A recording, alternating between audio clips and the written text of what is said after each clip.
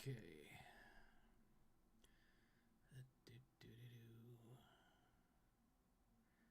Let's do this. Okay, let's minimize that. And then we're going to go over here. And we're going to change to this. Yes. And we're going to go here. And we're going to go here. And we're going to grab this. And we're going to go here. And we're going to go here.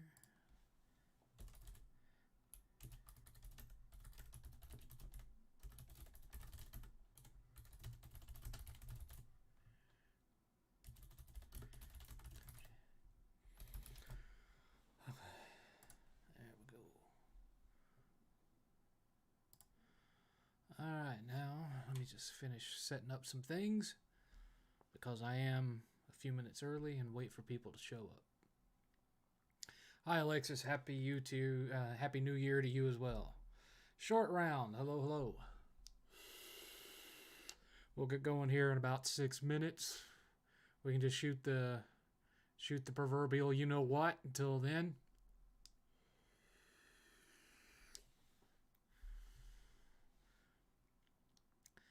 Same old, Nick. Same old.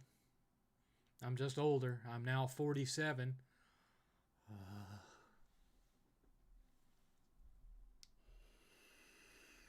I was 46. And now I'm 47. One step closer to putting that last foot in the grave. Yes, sir. It's just the way it goes. Hopefully we can... This isn't going to be an issue where there's only 3 people that show up tonight. I know I've been gone for a while. I'm going to explain all of that when the show starts. And explain everything that's going to happen moving forward. We just got to wait for a few more people to show up. And wait for the official start time in 5 minutes. Master Millions, how's it going?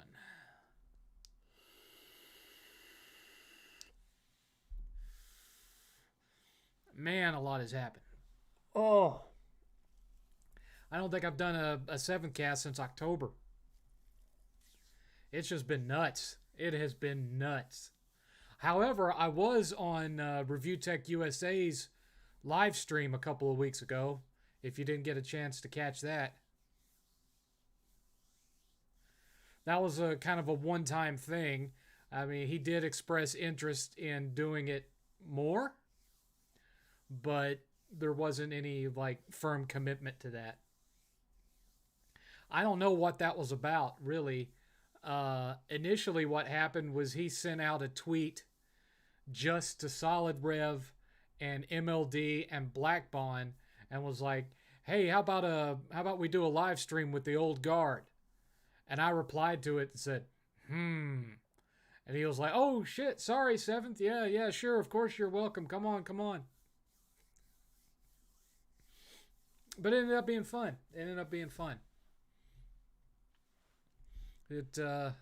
The thing of it is, though, is that his comments were full of people who had no idea who any of us were except for Solid Rev and a couple of people that knew Black Bond.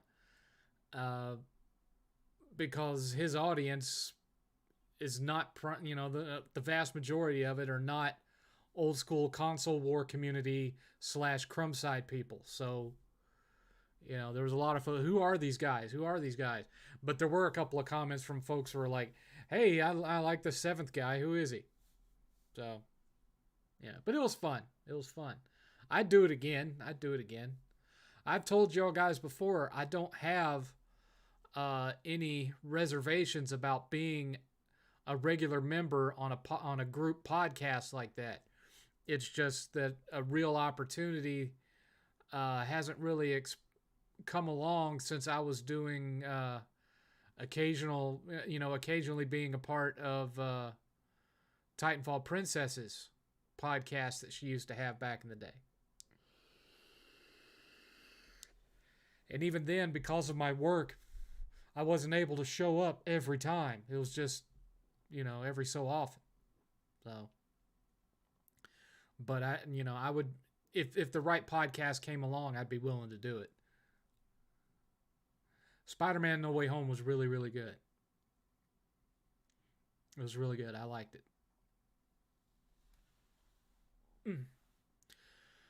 All right, 2 more minutes and we're going to get the show on the road. 2 more minutes. Hopefully more people show up than this. Not that I don't appreciate y'all. But, even for a small stream like me, currently 8 viewers is pretty light.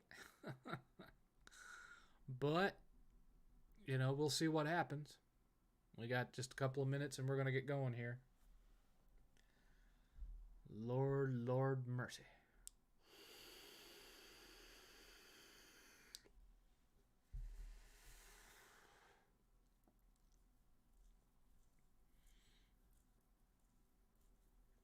I've seen a lot of movies while I've been gone, played a lot of games,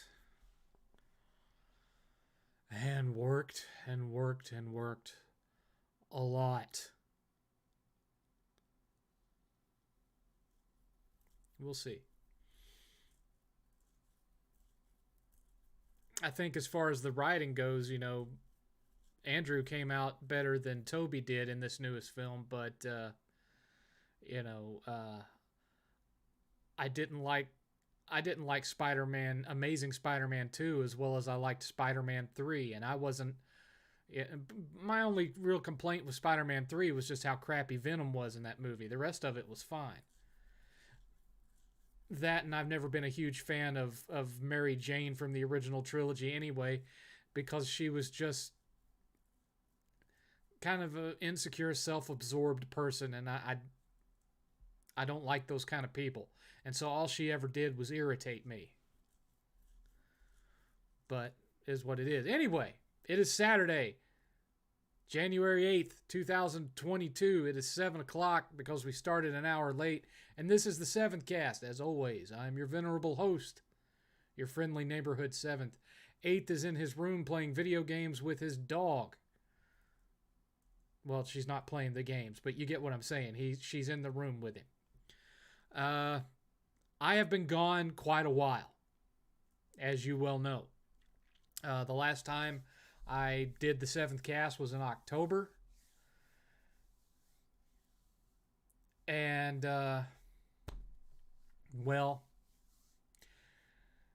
work has been nightmarish. I have been busy.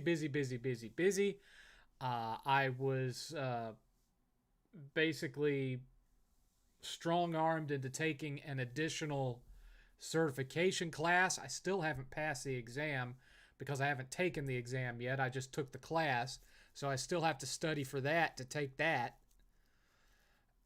And with the, they just keep piling more work onto the team that I'm a member of. And so it's just, it's been an ordeal. And with the year coming towards an end and everything, I was just kind of spent. I didn't have a whole lot of energy for much more of anything than just sitting around. And especially with their propensity for having me come in and cover for things. And it work has been a challenge as far as the 7thCast this year, or last year, I should say. And on top of that, the channel wasn't growing. If anything, it was shrinking. The videos that I was making weren't really getting viewed much. And, I don't do this for money, as you guys well know. I mean, yes, I accept donations, but, this isn't my job. I don't do this as my career. And so it's never been a tremendous deal to me, how much viewed I am as opposed to not. But it can be a little bit demoralizing to go from getting, 20, 30, 40, 50, couple 100,000, 1.2 million views in my videos to having to really struggle to break 1,000. And if you'll recall, about a year and a half ago, at the advice of Screenwave, who was my channel management company at that time, they dropped me the year before last. I had moved briefly the 7thCast to Twitch, only because they stated that one of the reasons my videos weren't getting viewed anymore was because I was streaming every week, and that was ruining me on the algorithm. Only to find out that a bunch of you guys can't stand Twitch. I did, like half of you. So moving to Twitch killed half my audience for the 7thCast. So after a time, I moved it back to YouTube and started thinking at that time about taking a different road to see what I could do. And I had talked with Review Tech, because what Review Tech had done was he had created a new YouTube channel and moved his stream to that new YouTube channel. And it seems to have worked for him. But I didn't really want to do that for the 7thCast. So what I've decided to do is kind of that, but in reverse. The 7thCast is going to stay here, along with more obscure videos. Like if I do a joke video, or if I want to comment on a news story, or if I want to, for example, make a reply video to General MLD and what have you. I've created a new channel where new reviews are going to go. And there's no content on it yet, and it won't allow me to create a custom URL for it until it has 100 subscribers, and I've added the channel art, which I haven't even added the channel art yet. I have the channel art created. I posted a picture of it on my Twitter the other day, but I haven't actually added it in, and it has to get to 100 subscribers before I can create a custom URL for it. But the name of the channel, and it ought to give you an idea of where I'm going with this, is DBTS. I'm naming the channel after my most popular series. Yes, it's true that at one point I had renamed the DBTS series to The Dumpster Fire. That was at the advice, again, of Screenwave. And the reason they made me do that was because they said, when you put the S word in the title of one of your videos, even if you have some of it start out, the algorithm will consider it not safe for kids, and it won't feature it as much. And so I changed it to The Dumpster Fire. But moving forward, I'm going back to DBTS. I'm just not going to spell it out in the title of the video. Instead of calling each review, "Don't buy this shit," and then the name of the game I'm reviewing, it's just going to be DBTS and then the name of the game. And I figured I would centralize the channel around. Well, of course you can't find it. It has no subscribers, and it doesn't have a custom URL yet. Here, if you want, there's nothing on it. It has no content. And for some reason, it's telling me that I have to sign into my own chat to here. I don't know why it's doing that. Give me a second. It's acting stupid. It's acting stupid.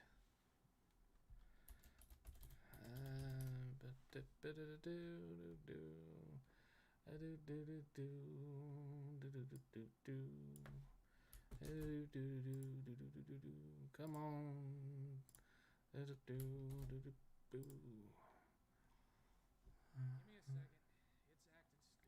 All right, now will it work? Well, it's going to make me do it here. All right, now. Crap. Oh, you stupid thing. Hold on a second.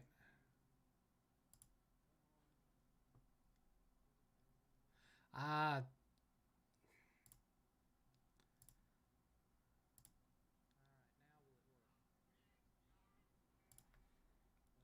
Let me see.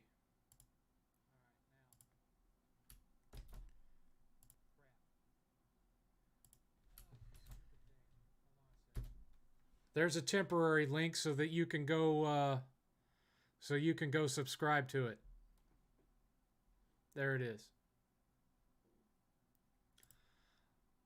I will add that link to the description of the replay for those of you who don't watch live. I'll add that to the description so that y'all can get to it until I get 100 subscribers and can actually create a custom logo and all that stuff. But yeah.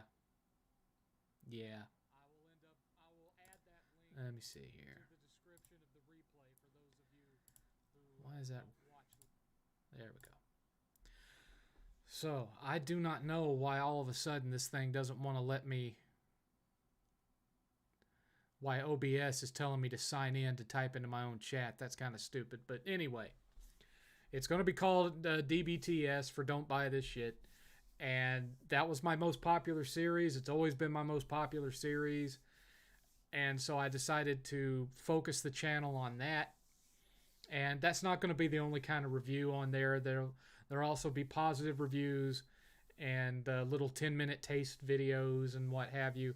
But anything streaming is going to be still on this channel, my 7th level channel. That's where streaming is going to happen, and videos that aren't game reviews. And including if I ever start doing retro streaming again, that's where that will be. Let's see here. Hey man, I thought you vanished from YouTube. Again, hope you've been well over the holidays. By the way, I finally got my PS5. It's kind of overrated right now. Well, I'm sorry you feel that way, Callum. I don't agree, but it is what it is. Thank you for the £5, though. I appreciate it. Thoughts on Astro's Playroom? It was fun. I platted it not long after the PS5 came out. Come on, people. I want this legend back. Let's all subscribe and watch this cast of streams. Thank you, sir. 7th, you're probably going to hate me, but I got an Xbox Series X. I have one, but I like PlayStation 2 when you think about it. I've noticed over time PS5 disk drive occasionally makes a weird buzzing noise. I hope the PS5 Slim fixes that. I haven't had that issue, other than the fact that whenever you leave a disc in the PS5 will randomly spin up the disc for whatever reason, whether you're playing the game or not. If you leave the disc in there, you could be watching Netflix and all of a sudden you'll hear because it's spinning the disc up. I don't know what it's doing or why, but it's done that from day one. Maybe that's what you're hearing. But anyway, the hope here is that by starting with a fresh channel that doesn't have streaming on it and doesn't have any other kind of flags on it that might have been placed on the account, like a shadow flagging of some sort to where the algorithm ignores it, that starting fresh and putting the reviews there will allow those videos to find a little more of an audience than they've been finding for a while. So what I'm probably going to do is tomorrow I'm going to get the channel banner put in. I'm going to get the little avatar icon put on. And I may start going through my old DBTS videos and re-editing them with a new logo and a new intro and re-uploading them to that channel. So this will give you an opportunity that if you never watched some of the older ones, you'll be able to see them. Not all of them. I'm only going to do that with a few of them, because I'm not going back to doing on-camera skits and whatnot for the DBTS series. That caused them to be a lot more work to do. And so, you know, I'm not going to upload those to that channel and set an expectation for newcomers that, to expect videos with me on camera as opposed to just, you know, me doing voiceovers with commentary and whatnot. Yes, I linked the channel farther up in the chat.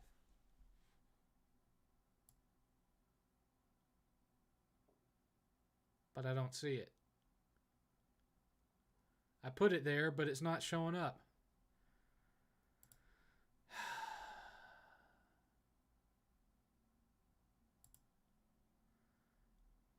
I don't know why it's doing this.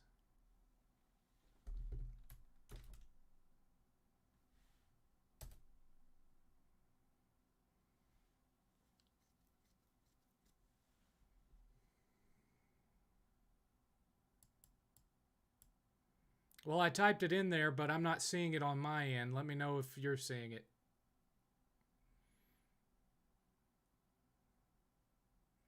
Has everyone seen the link that I pasted into the chat there? Everyone seeing that? Hi, Nancy. How's it going? You kind of missed everything. I'm creating a new channel for putting my reviews on it. And I just pasted the link in there.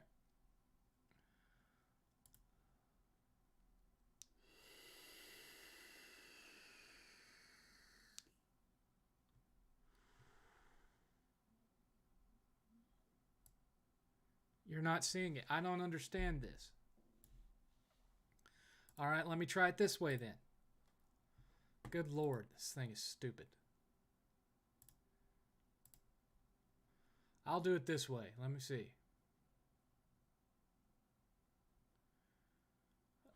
Let me go here. Let me go here. Let's try this.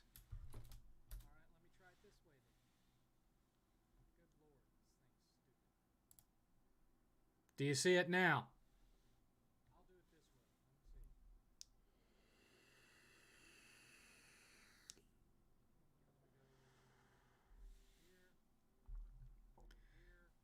All right, everybody start subscribing to that because I can't give it a custom URL until I get 100 subscribers. So thank you, Nancy. I appreciate it. I can't, it won't allow me to change it to something custom until I get 100 subs. And yes, I'm aware of the fact that there's apparently a Korean pop band, K-pop band called DBTS out there from a couple of years ago. And there are a couple of other channels out there that are called DBTS, but I don't care.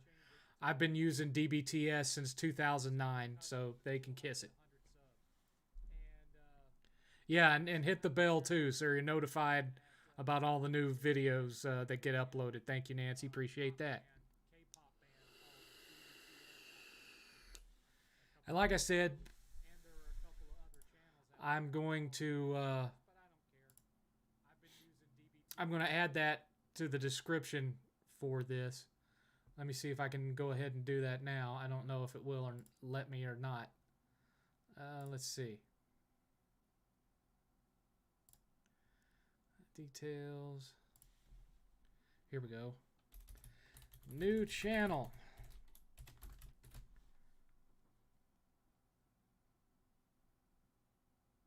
Save. There. Now that should be in the description for people that watch the replay. That works for me.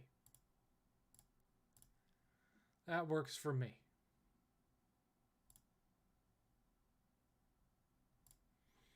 All right. Now, give me just a second. I'm going to go back over there so that I can have the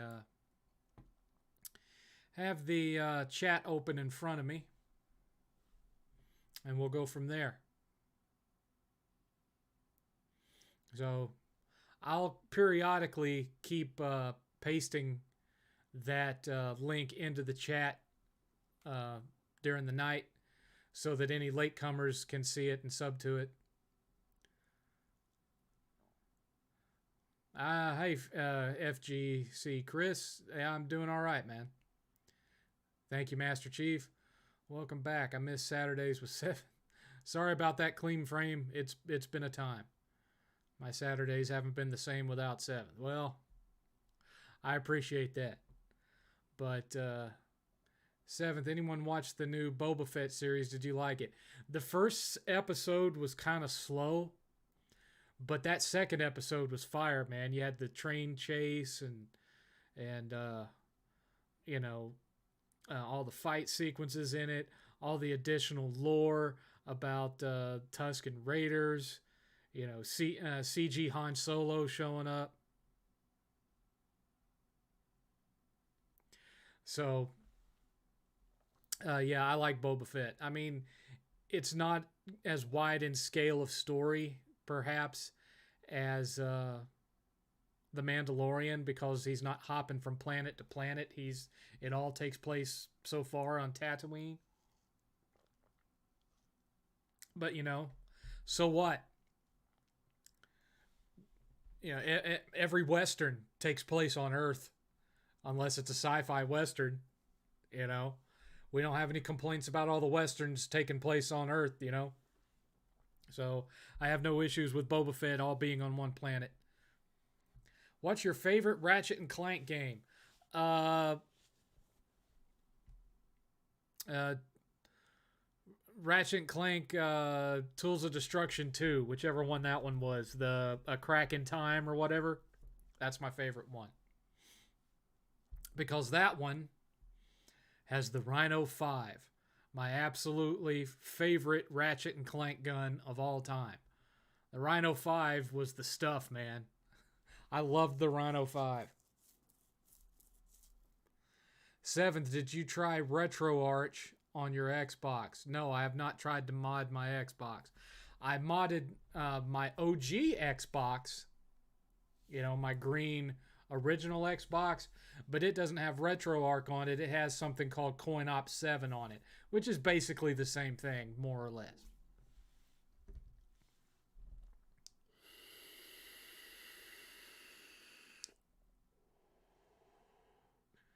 I'm glad that Tom Holland's Spider-Man Origins finally over.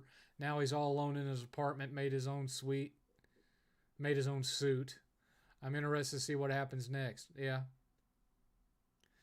A Crack in Time had more challenging boss fights. There was a lot more game to it. You know, it had a lot of fun side content. It was just the full package. Of course, you know, didn't have like co-op or online multiplayer, but so what? Revenant Remnant, subscribed and click the bell. Best of luck on the new channel. Always enjoyed it. Thank you, sir. Appreciate that. Like I said, I will get some older content on the channel starting tomorrow and just be re-editing and uploading some of the older reviews until one of my new ones is ready to go.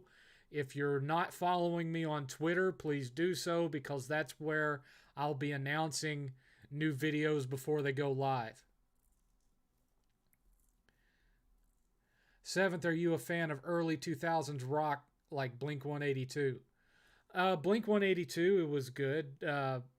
They were part of but they predate early 2000s. They're back in the 90s, man.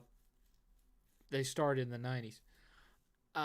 Which that all got they were part of the pop punk resurgence era that started with the explosion of Green Day's Dookie album in like 1990, what, 3 or 4, somewhere around in there.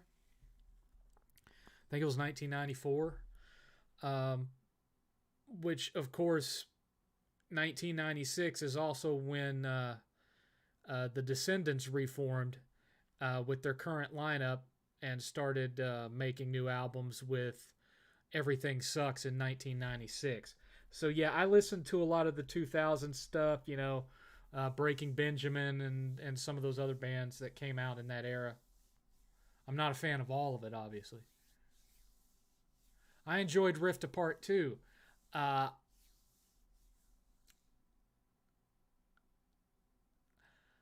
there was just something about A Crack in Time that it's my favorite. And one of the things is that gun. The Rhino 7 or whatever it is in A Rift Apart, it's not a very good gun compared to the Rhino 5. The Rhino 5 was way more useful. When you had a 360, did you get the Red Ring of Death? I had one red ring on me 24 hours after I bought it. Took it back, swapped it out. The one I swapped it out for was fine, and then that was the one that got stolen when my house was broken into, and so I replaced that one with the model revision, the one that had kind of the slanted front and all that. It was kind of weird looking. That's the one I currently have now. So, I still have a working 360. It sucks that a huge ton of my 360 collection is not playable on the Xbox Series X because their backwards compatibility is a joke. Just like the backwards compatibility for Sony is a joke, because you have to continue. All you can hope for are repackaged PS2 games that you got to buy on the store, or PS1 games that you got to buy on the store, or whatever's available on PS Now. It's all a licensing thing. If they would just put emulators on the consoles to where it would load it off the disc, licensing wouldn't be a problem. But they're not going to do that. Neither one of them. So it is what it is. Thoughts on Chrono Cross? I didn't like it as well as Chrono Trigger, but it's a good game. I have it sitting on my shelf right now. In Crack in Time, I love the spaceship battles. The spaceship battles were interesting.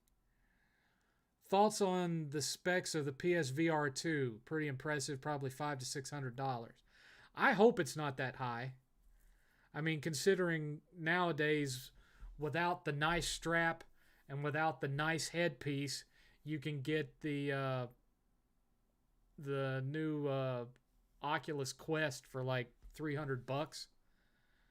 You know, with the improved specs on it. I would hope that they don't go that high, but we'll see. We'll see. Upcoming Insomniac's Wolverine will be set in the same universe as Marvel Spider-Man. Good. That's the way it should be. What's your game of the year for 2021? Wow. It would have to be a toss-up between A Crack in Time and a game I haven't actually finished yet, which is Guardians of the Galaxy. Although, if I'm being really honest, the game that I've had the most fun with this year was the re-release of Kingdoms of Amalur. I ate that thing up. I platted it, and I've downloaded the new DLC for it that came out last month, but I haven't played it yet. I've just been so busy. Bye, Master Chief. 7th, what if Nintendo went ahead with the Nintendo PlayStation? Would Sony still enter the console race? I don't know. It's too many variables to speculate. Are you excited for the Wolverine game? Yes. I'm curious to see what kind of game it's going to be, though. Now, keep in mind, I really enjoyed X-Men Origins Wolverine on the PS3. That was, in fact, one of the first games I ever platted. Although that last fight on the hardest difficulty, oh man, that was snarky and cheap as hell. Took me several tries to get it right. Finally platinumed Returnal, such a good game. I haven't gotten into Returnal. I've watched 8th play it, and I've played it for a few minutes. I appreciate it for what it is to me, which to me, it's a twin stick shooter like Robotron 2084, but in 3D.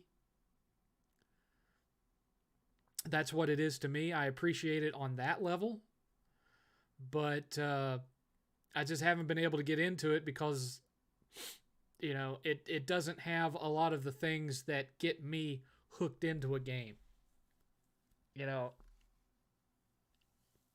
I'm more of the big open world action RPG kind of guy.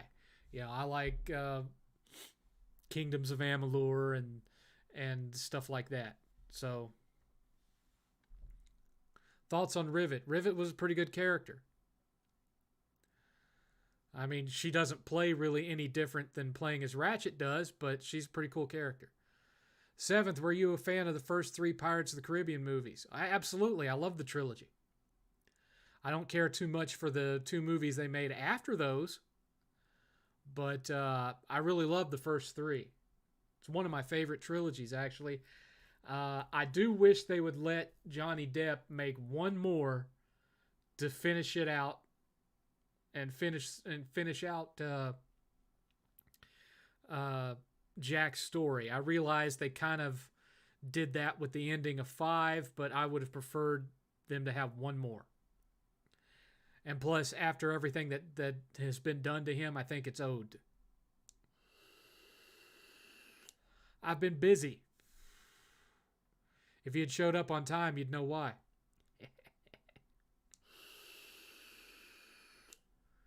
Albeit, I started an hour late. A couple of months and an hour late, if you really think about it, but still. I tweeted out that I was going to be starting at 7 p.m., and here you come, a half hour late.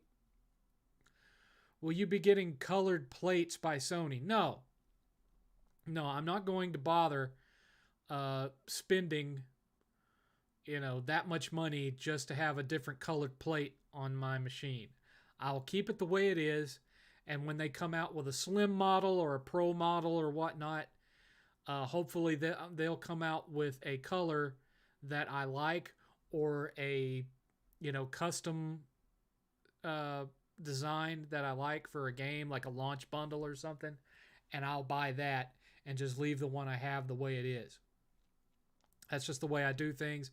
I've never bought custom plates or custom artwork, like stickers and whatnot to put on my consoles. I like to keep them traditional. The only exceptions to that is I have a custom 7th level NES that was made for me, and I have, the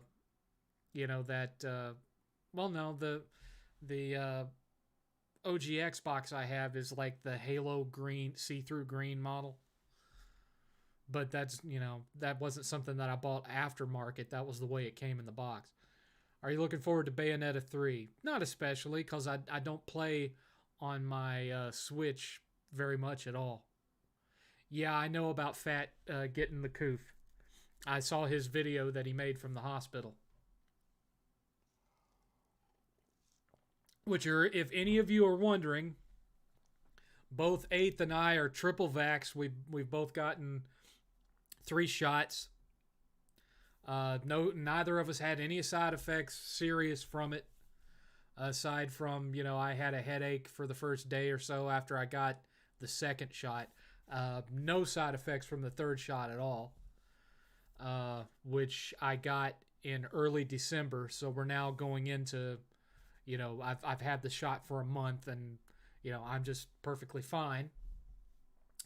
Neither of us have caught it in the 2 years, going on 2 years. Well, yeah, 2 years since it started, because it actually started in December 2019. So, we have avoided it, and the way we have avoided it is that we don't really go out that much. We used to go to Retropalooza twice a year. We used to go to the movies every weekend. We used to go to, go shopping for retro games. We'd go to, flea markets and thrift stores and all, used bookstores and all that kind of thing. We don't do any of that anymore. We mostly just stay home and watch movies here. And if there's a retro game we want, we'll look on eBay and see if we can snipe a good price. Otherwise, I haven't been to Retropalooza since October of 2019. And I hate that. And I'll tell you why. Because the premiere, the in-theater premiere of Adventures in Game Chasing, which I am in a little bit, The Game Chasers movie is this month on January 20th. I've been invited to the premiere, but I can't risk it. And on top of that, my company wouldn't let me take a day off for it. So I can't go to experience the only time in my lifetime will I'll ever see my face, my ugly ass face, up on the big screen. I'm going to miss it. I'm not going to get to see it. Breaks my heart, but that's the way it is. The company won't allow me to take the day off because they don't allow anyone to take paid days off in the first month of the year. When it was going to happen in February, it might have been possible, but they announced it for January instead, so I can't go. And even if I could go, I'd have to be, do I really want to drive 3 hours up to the Fort Worth area to sit in a theater that's going to have people from all over the country in it with Omicron going on right now? And I'm sure for most people it would be fine, but, you know, I've got just about every comorbidity there is. So it's not a safe thing for me to do, even if I could get the day off, unfortunately. And it breaks my freaking heart. But it is what it is. Yes, PSVR 2 is coming. It's supposed to be coming out this year. Yes, I've really made a new channel. I already posted the link. Here it is again. It doesn't have any content on it yet, Shadow Deist. And it doesn't have 100 subscribers yet, which is why I haven't been able to create a custom URL for it. When I do create a custom URL, I will let everybody know. Of course, if you subscribe, it won't matter. Have the magic powers been working fine? Oh, yeah, absolutely.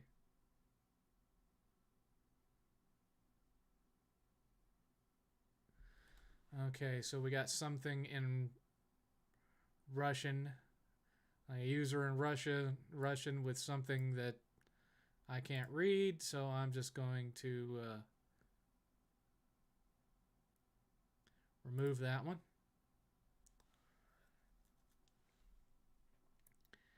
Let's see here. So far, I've only been ill twice with 2 vaccines. Not interested in the booster. Well, like I said, it didn't have any negative effects for me or 8th. We're both fine. Thoughts on Doc Ock and Spider-Man No Way Home? I was glad he turned good at the end, and I believe there's a cut of No Way Home where Toby died at the end. I don't know about that. I will tell you this. Having watched Ghostbusters Afterlife, I feel that there were more scenes of the original Ghostbusters in there than what made it onto screen, simply because of the fact that Ray had stated at one point that Egon stole all their equipment and they didn't have any more proton packs because he stole them all. And there was, when you when you watch the movie, they had like 2 working proton packs, and then there were 4 that were out in at the mountain temple or whatever, and the teacher guy, when he was possessed, blew one of those up, so that left 3.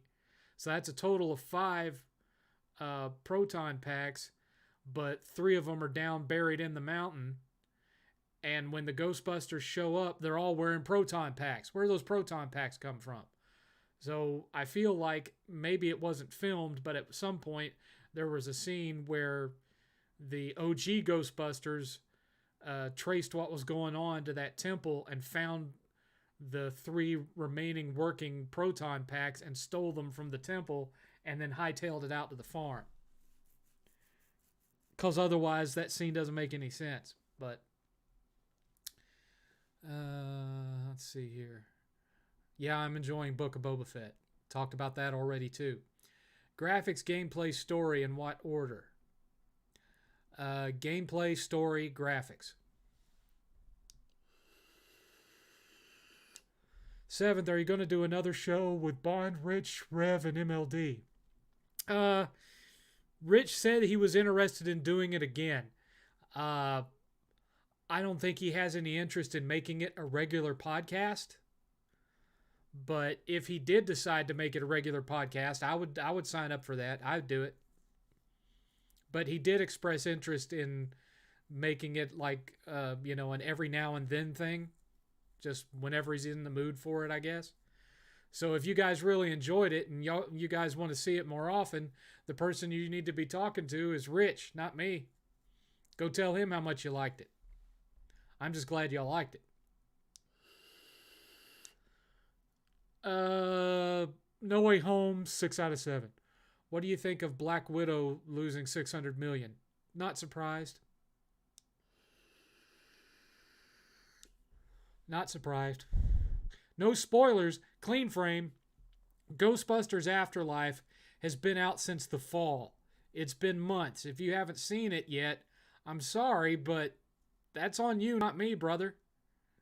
I'm not going to not talk about a movie that's like several months old. Especially not since it's on sale now on demand. You can watch it right now. 7th, those first 3 pirate movies were awesome. Also, do you think Disney made those movies as their answer to the Lord of the Rings coming out at that time? No, not really, because there had been a plan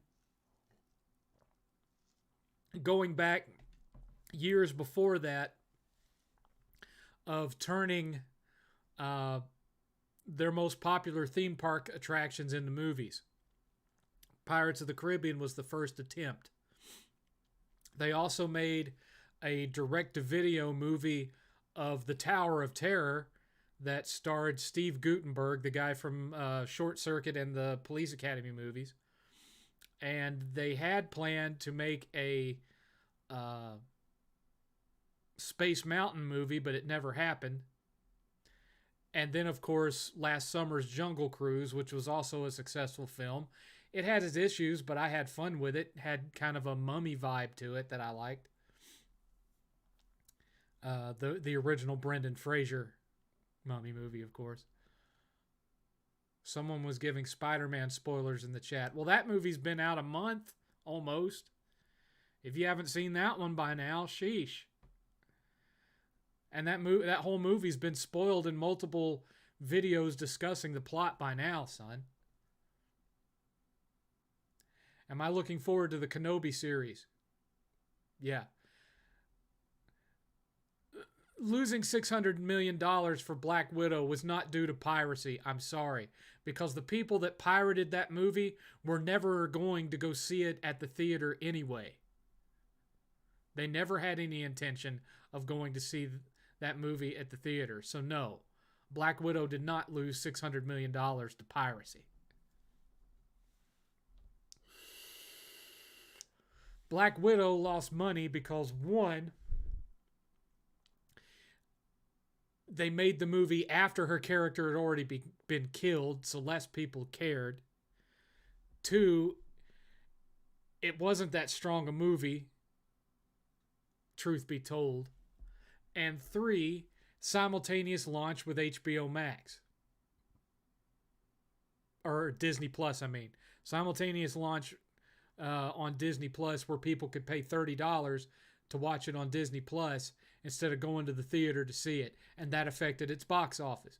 Because people stayed home and paid $30 to watch it on Disney Plus.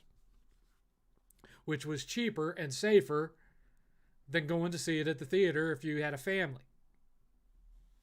Had nothing to do with piracy. The vast majority of people that pirate movies, they pirate the ones that they don't have any intention of going to see at the theater anyway. So that's not money that Disney would have made one way or the other.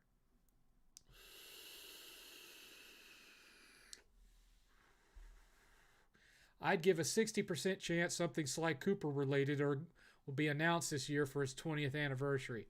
Sony teased it in a past event of the Sly logo on a trash can. We'll see. We'll see. Did you know Pirates of the Caribbean was inspired by Indiana Jones?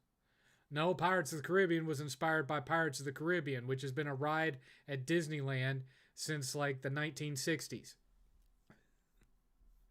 Like late 60s, early 70s was when the first Pirates of the Caribbean ride was built in Disneyland in Anaheim. Now, they may have borrowed some elements from Indiana Jones films here and there, but it was not inspired by Indiana Jones. It was inspired by the ride.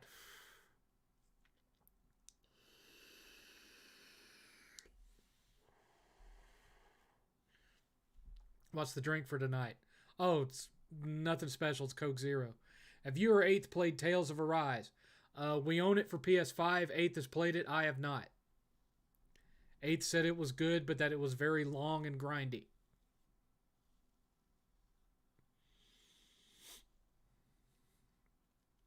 I'll tell you what I've been doing. Spending some of my time with is that I've been needling General MLD about the fact that he's had the same Xbox Live account since, going back 10 plus years since the 360 launched, but he's still at under 100,000 G. And so I've been like, just because of the fact that his tastes in games are a lot narrower than mine, I've been piling on G on my Xbox Live account, my Xbox gamer tag, because I'll play almost anything, especially when it comes to like point and click adventure games and retro inspired platformers and that kind of stuff. I eat that stuff for breakfast. And so I've been like consistently racking up like 4,000 to 5,000 G a month on my my gamer tag ever since I bought the Series X. And so now from July to present, I've accrued roughly about half of his gamer tag score. And so I'm constantly needling him about, you've been playing Xbox how long, and I already have half your gamer tag score. And then he would be like, well, that's because you play those indie games, eh? I'm like, what's wrong with indie games? Meanwhile, he'll sit and play the same multiplayer game over and over again and not earn anything.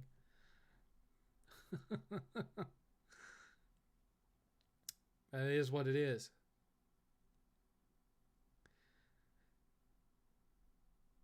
Do you think Star Wars would have been successful if the prequels came out first? Probably not.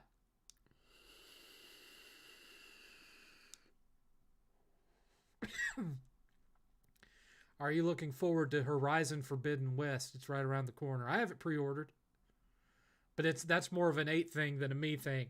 I've never been all that hot on games that use archery as its main combat mechanic. I prefer guns to archery. I was so happy Toby came back in No Way Home. Only reason I've seen it multiple times. That was cool.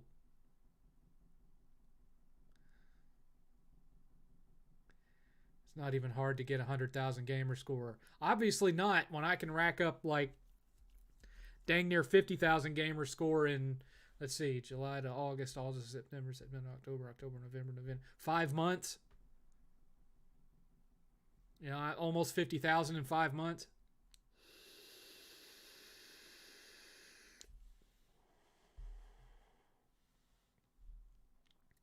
Seventh, how was your Christmas and New Year's?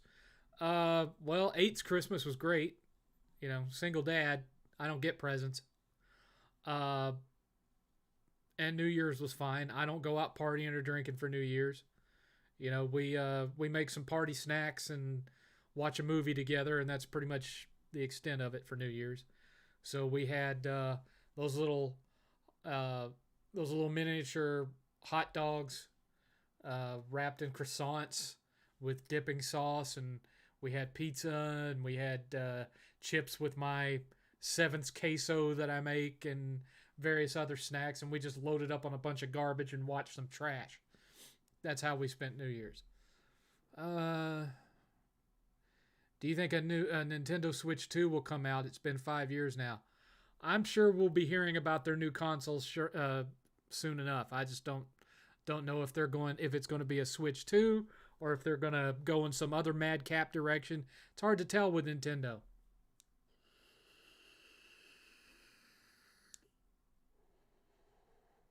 Although at this point, they'd be stupid to go back to a traditional console.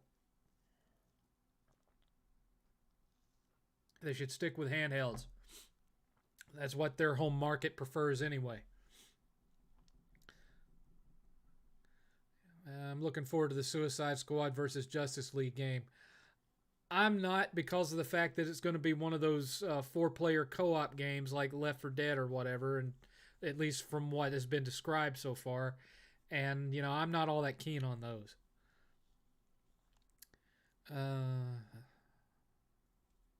Amazing thing is Tom Holland never gave away that secret of the other Spider-Man being in the film.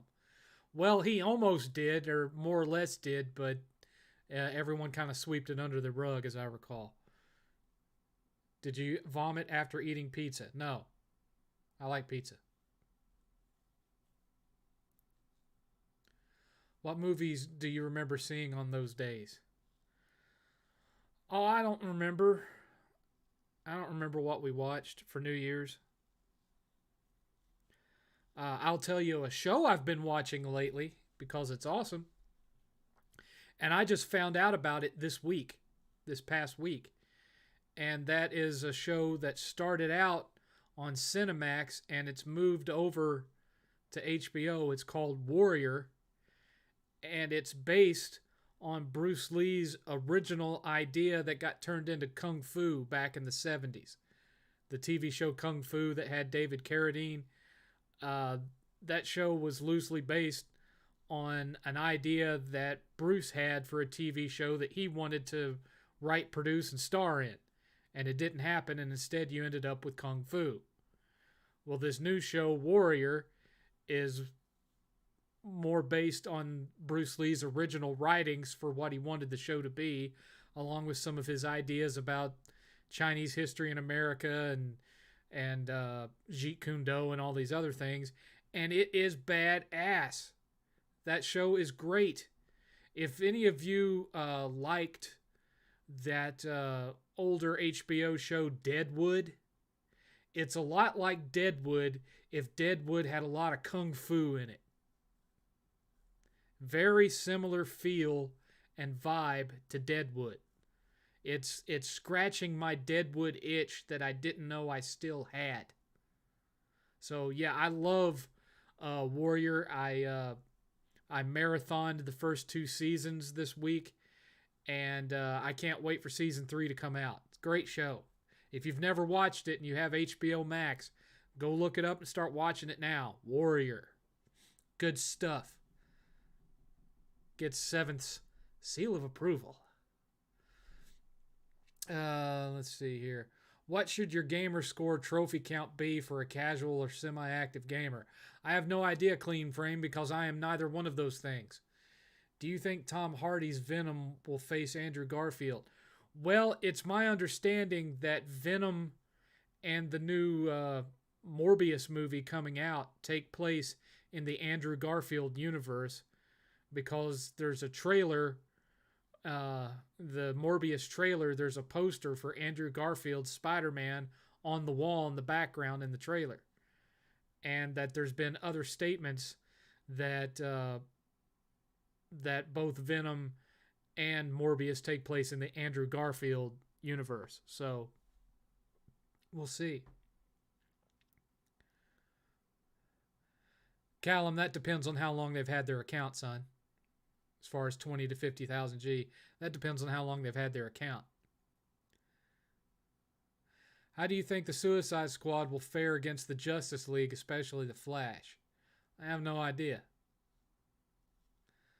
I mean, I don't know how they're going to deal with an evil Superman, but it is what it is. Is it true that Christianity is the easiest religion to follow? I don't know, because I've never been a member of any other religion.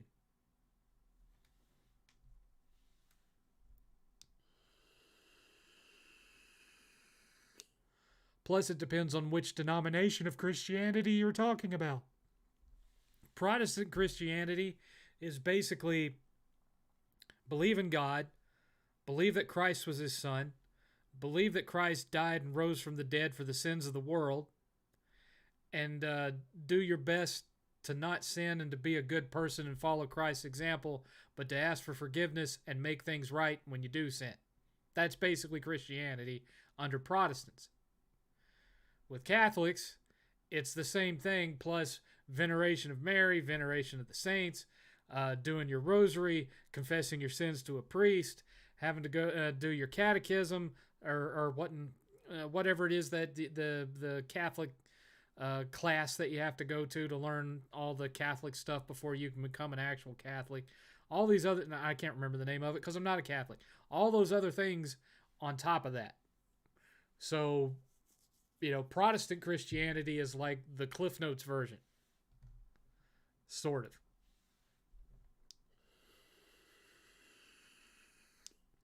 Although a lot of the things, they'll tell you otherwise, but a lot of the things that are involved in Catholic Christianity were not part of original Christianity as it started during the time of the apostles. So those are things that got added to it well after all the apostles were dead.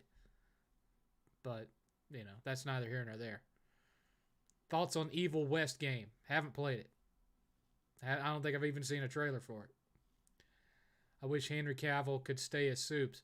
I do too, but supposedly this Flashpoint movie coming out next year is going to retcon pretty much everything from the Snyderverse. Ezra Miller says it's not true, but every other source out there says that it is. Have I watched Witcher Season 2? Absolutely, yes I have. It was good. What's your most anticipated game for 2022? So far, God of War. I suspect there are other things that'll be announced, but so far, God of War. How has my day been? It's been all right.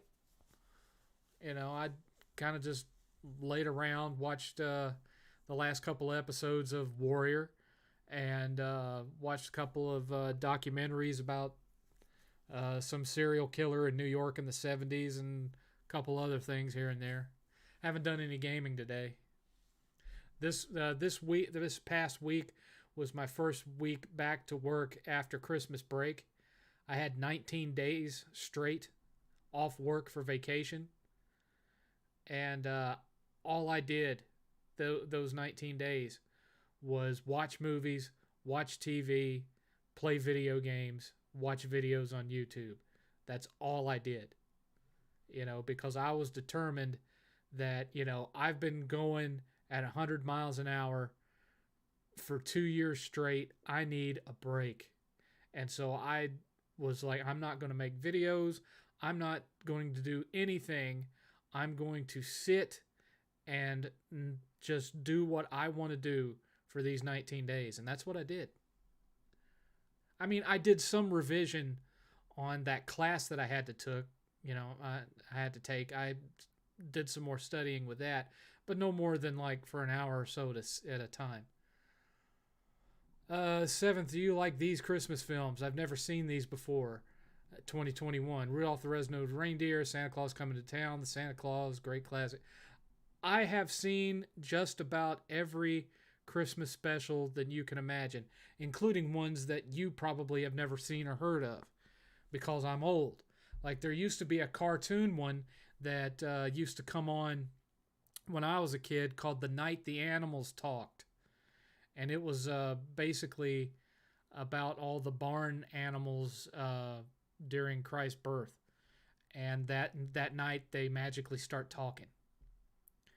And you can see a really, really bad quality bootleg of it on YouTube. But I don't think it's available for purchase or on demand anywhere. Another one, I think the saddest one, if you want to watch one that will just rip your heart out and make you feel like you're 6 years old again to watch it, that would be another one that's lesser known, but were made by Rankin Bass, the same people that did Rudolph and all that. And it's called Nestor the Long-Eared Christmas Donkey. Now, you want to watch one that'll rip your heart out, watch that one. Another sad donkey-related one is available on Disney Plus right now. It's an animated short that was done for Disney by Don Bluth back in like late 70s, early 80s. In fact, if you watch it close, it steals a couple of animation cycles from the Jungle Book, but it's called Small One, and it is also about a Christmas donkey, and it is also sad. But Nestor is sadder. Nestor is sad in a Bambi kind of way, if you get what I mean.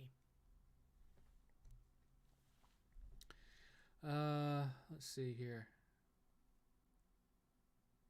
7th, I just got Demon Souls for the PS5. I hope I didn't break my control. I hope I don't break my controller. Best of luck to you, sir. Happy hunting. I can't decide what I'm most excited about between God of War 5 or Hogwarts Legacy. I haven't seen any actual gameplay of Hogwarts Legacy. So right now, I'm excited about God of War 5. Home Alone versus A Christmas Story. Which was better? Home Alone. Although I do love Christmas Story. I know a lot of people hate it, but I've been watching it since I was a kid. It's a tradition. And I really like it. Yes, there's some things about it that are really dumb, but it reminds me of that one big thing that you wanted more than any of the other things you asked for Christmas that year, and how you obsess over that one thing. And that's what that movie reminds me of. The new one, 8-Bit Christmas, kind of the same way, how that kid was obsessed with getting his NES and whatnot. Will Team Asobi make a full-fledged Astro 3D platformer? I don't know. I mean, with all the hullabaloo behind this new PlayStation VR, they may just make a sequel to the Astro game they made for PSVR at this point. I don't know. I mean, I was saying when Sony announced that they had bought Fire Sprite, the makers of the Persistence, I said then publicly, they're going to be making games for the PSVR 2. And what was the very first announcement? They're making a Horizon VR game. So I was right on that one. Christmas Vacation versus A Christmas Story. Christmas Vacation. I'm not saying that Christmas Story is good. I'm just saying I really like it. 7th, I don't get what anyone else says, but I love Home Alone 2. New York scenes were vast and nice looking, and it's still funny and heartwarming. Agree. I like Home Alone 2. It's just that it's too similar to Home Alone 1. You know what they could have done for Home Alone 3? Same thing they did with the Chipmunks. Put it on a cruise liner. They go on a Christmas cruise, and the wet bandits sneak onto the ship. And so then Kevin is having to do all of his tricks, but he's doing them on this big ocean liner. So you could have had all sorts of hilarity there. That would have at least made it feel more different. The first two movies are great, but the sequel feels too much like the first one. They call back to the first one too many times.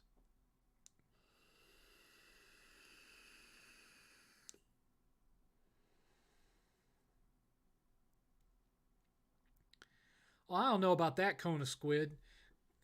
Kona Squid said Team Asobi will just be a tech demo studio. I don't know about that because, I wouldn't call the game that they made, the Astro game that they made for the PSVR, a tech demo. It was a full-fledged game, and it's a fun one. 8th loved it.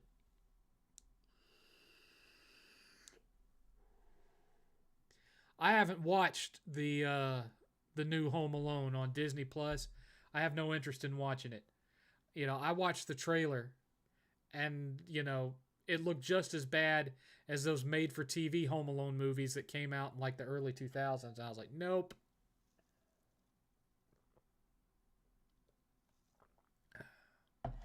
Nope.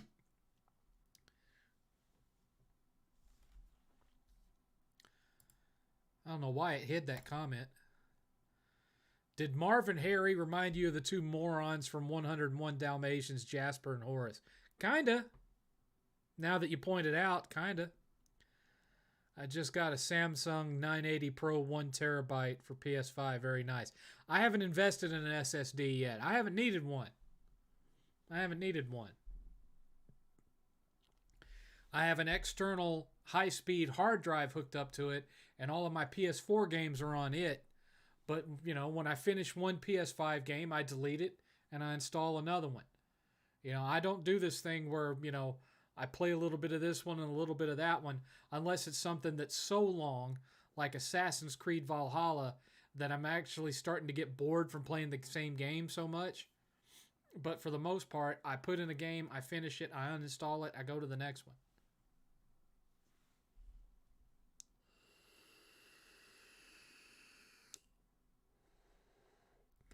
Home Alone 3 had some funny traps in it, as far as the traps the kid laid for the thieves. But it wasn't a very good film overall.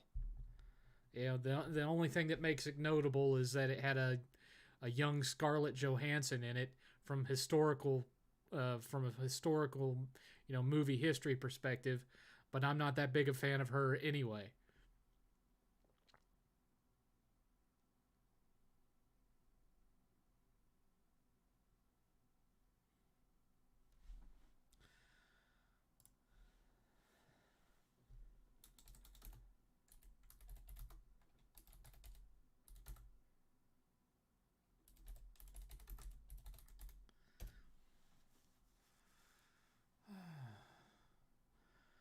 Let me check something real quick. Chris Columbus did not direct 101 Dalmatians. I don't know where you got that, but and John Hughes wrote the screenplay. John Hughes.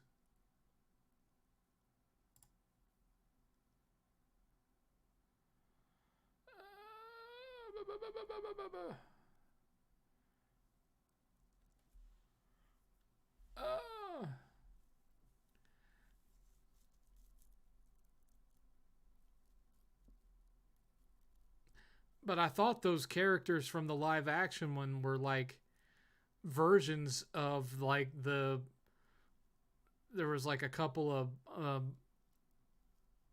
like bumbling criminal types in the animated version. I thought they were like based on them, but I never really liked the original 101 Dalmatians, so I could just be misremembering it. I'll tell you something that was kind of cool back when 101 Dalmatians, the live action movie, came out.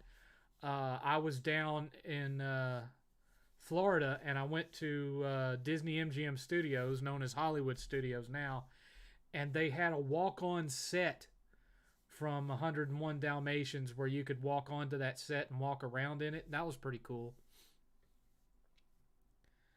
Do I own any CRTVs? I have a 20-inch Sony Trinitron out, and it's either in 8th's closet or it's out in my garage. I can't remember where I have it. It was a gift from Jay from the Game Chasers, but I haven't found a good old school CRT TV stand to put it up on. So it's like when I want to use it for something, I basically have to go find it, bring it in, and just set it on the floor and use it for whatever I'm using it for, and then put it right back where it goes. I can't leave it just sitting on the floor somewhere because, one, you're not supposed to have a CRT TV sitting on carpet, and even though I have hard floor out, tiled floor out in the game room, carpet everywhere else. But I have we have small dogs that would potentially just see it as a pee target. So I need a TV stand, but the TV stands they make now are not built to hold something as heavy as a CRT.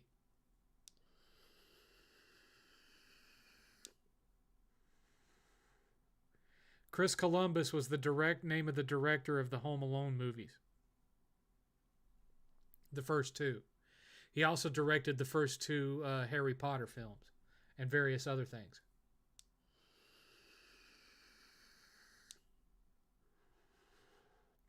who won out of Xbox, PlayStation, and Nintendo in 2021, and who will win 2022.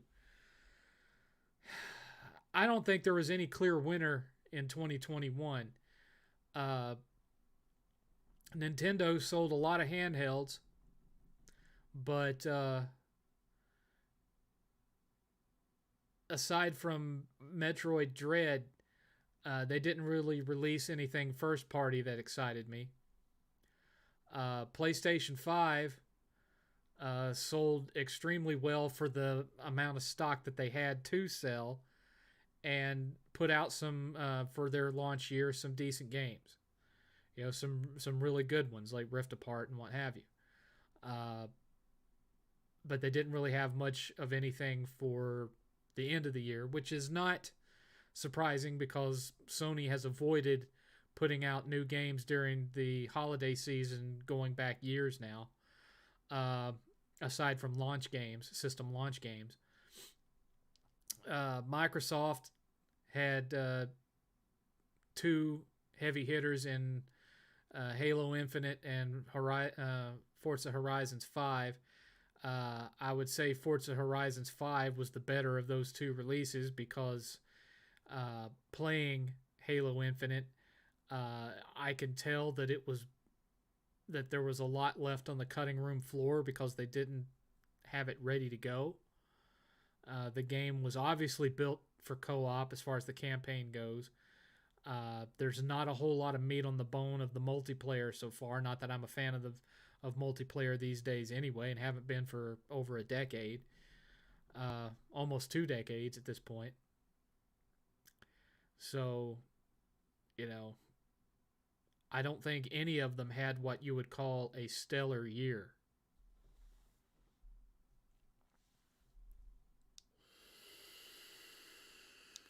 Oh crap, I just noticed.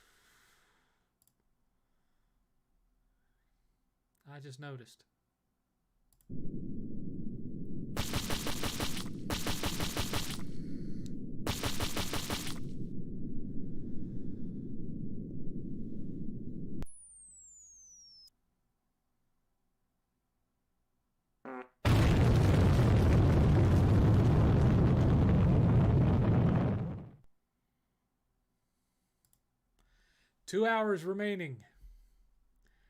We've had a single $5 donation or £5 donation. So we are still $45 away from the 1 hour extension. Moving on. 7th, have you seen Cruella? No. It's on Disney Plus, but I have absolutely no interest in watching it. Let's see. Do you think Andrew Garfield was redeemed after No Way Home? And there was nothing wrong with Andrew Garfield. Andrew Garfield was working with bad scripts. The scripts to Amazing Spider-Man 1 and 2 were terrible. And I was not a fan of the original score for either of those either because the music didn't sound like a Spider-Man movie. It sounded like they just ripped the music from a different film, a different action film. Didn't feel like Spider-Man. Felt like it should have been with something else. I feel that his character got closure over the whole Gwen thing, but other than that, I don't think it was a redeeming thing because the problems with those two films had a lot of problems. Andrew Garfield wasn't one of them, aside from one simple fact, and that's true for the new movie, is that he doesn't look like a Peter Parker. His Peter Parker is like the cool skater kid instead of, that just happens to be a genius instead of the awkward nerd that he's supposed to be. And that's because they were trying to lure in the Twilight crowd. They were hoping that those Spider-Man films would draw in the girls. So instead of making Spider-Man a geeky nerd, he was just a misunderstood skater kid. So, Tobey Maguire was a great Peter Parker, not so great Spider-Man because they didn't let him be trash talking through the fights and stuff. Andrew Garfield was a great Spider-Man, not so good Peter Parker. Tom Holland is a good mix of both. 7th, when all this virus stuff is over, I hope to meet you at a Retropalooza in the future someday. Cool. I will be there when all this virus mess is done and over with, if it ever is. Hey, I'm thinking about buying a CRT TV for my PS1. Go for it.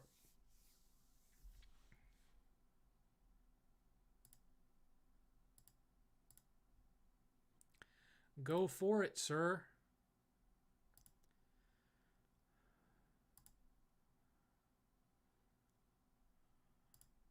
I don't know what it is with these Russian bots that keep spamming the same whatever the heck that is in the chat, but I'm getting rid of them as I can. I don't know what's up with that. Thoughts on Willem Dafoe's performance? I'm glad that he smashed his helmet. I liked it. In some ways, I think he came across even more evil than he did in the original film. It just goes to show you how good Dafoe is. He stole the show. He was one of the best aspects of the new movie. What IP that has multiple media is your favorite? I don't have one. I don't have a favorite IP. My attention could not be that focused. Not even close. Not even close.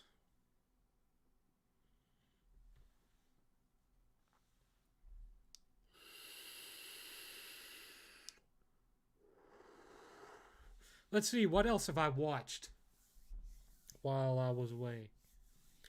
I found a new anime that I really like from the creators of Gurren Lagann and Gal Geiger and Gun Sword. So I had a good pedigree behind it. It's a show called Back Arrow. And I liked Back Arrow a lot. Back Arrow was fun in a Gurren Lagann meets Gun Sword kind of way.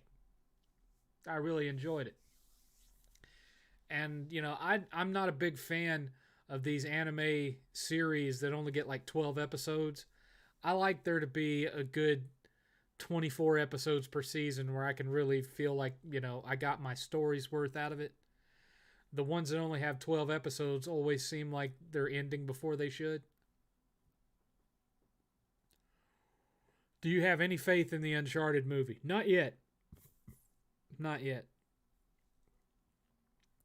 And I probably won't go see it at the theater. I'll wait for it to hit on demand to watch it. Unless somebody goes to see it in the theater and they're like, you know, 7th, you got to go see it. It was so good. Then I might.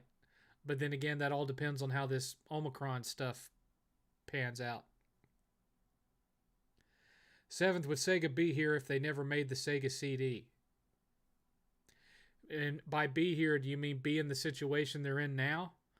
Because the Sega CD isn't what hurt them. It was the 32X / Saturn debacle that hurt them. Sega CD didn't really hurt them. Because people that didn't want it just kept buying games on the Genesis. Their downfall started with the 32X.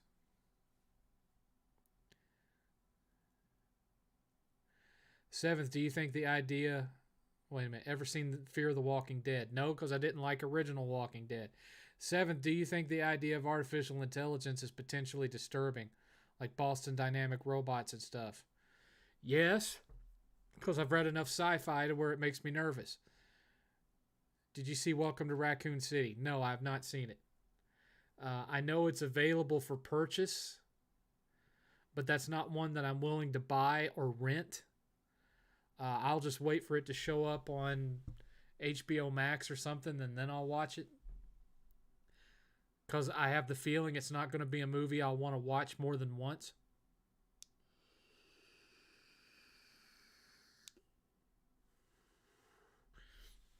Well, I'm even less inclined to want to go back to cinemas much these days because of what happened when I went to see Ghostbusters Afterlife. I don't know if you guys were there for the last 7thCast for me to explain it. But I tripped and fell down the stairs in the theater that day. And I tore my knee up something good, and my knees still don't feel normal. You know, I'm still feeling like this weird clicking sensation in my knee when I walk. And it's still sore. I think I did some permanent damage to my knee. And I'm lucky that's all that happened to me that day. But I don't think I'll ever walk quite the same again. And with everything going on, I'm certainly not going to entertain the idea of having anything done surgically about it. Last place I want to be right now is a hospital. Did I like the new Matrix film? No. What's your favorite bourbon? I don't have a favorite because I don't drink regularly. No, I did not like the new Matrix film. There were certain elements of it that I thought were cool. But for the most part, I thought it was a colossal misfire and tried to be too meta and tried to be too different while at the same time basically being a rehash of the first movie as some kind of a commentary on how soft reboots that are just rehashes of the first movie suck. So I don't know if Lana Wachowski just really didn't want to make another Matrix film, but knew that Warner Brothers was going to make one anyway, so she wrote this as an FU to Warner Brothers, or if she was trying to do a meta commentary on how, you know, reboots of movies that just rehash the original suck, thinking that she would rehash the original but make it good and failed to do so. I'm not sure. I'm sure that's something that's going to be debated for years, but regardless, it was not a good Matrix film. Why does Sully not have his mustache in the movie? He has it, if you watch the whole trailer, he has it during an early scene where that kind of shows when he first meets Nathan. And in fact, Nathan is wearing his red and white shirt from the flashback sequence of Uncharted 3 in that scene. And so you see Sully with a mustache, and Nate makes fun of him over the mustache or something. So either he's wearing a fake mustache for some caper he's about to pull off, or Nate hadn't seen him in a while and he shows up with a mustache. I don't know, but he makes a smart aleck comment about it. Thoughts on Kena Bridge of Spirits? I bought the physical edition for 8th for Christmas. I have not played it because on Christmas Day, 8th took it to his room and I haven't seen it since. And as far as I know, he hasn't played it yet because, I bought him these games for Christmas and he went and just started playing old games instead. Like he went back and platted the Surge 2. And he's had the Surge 2 for a while now.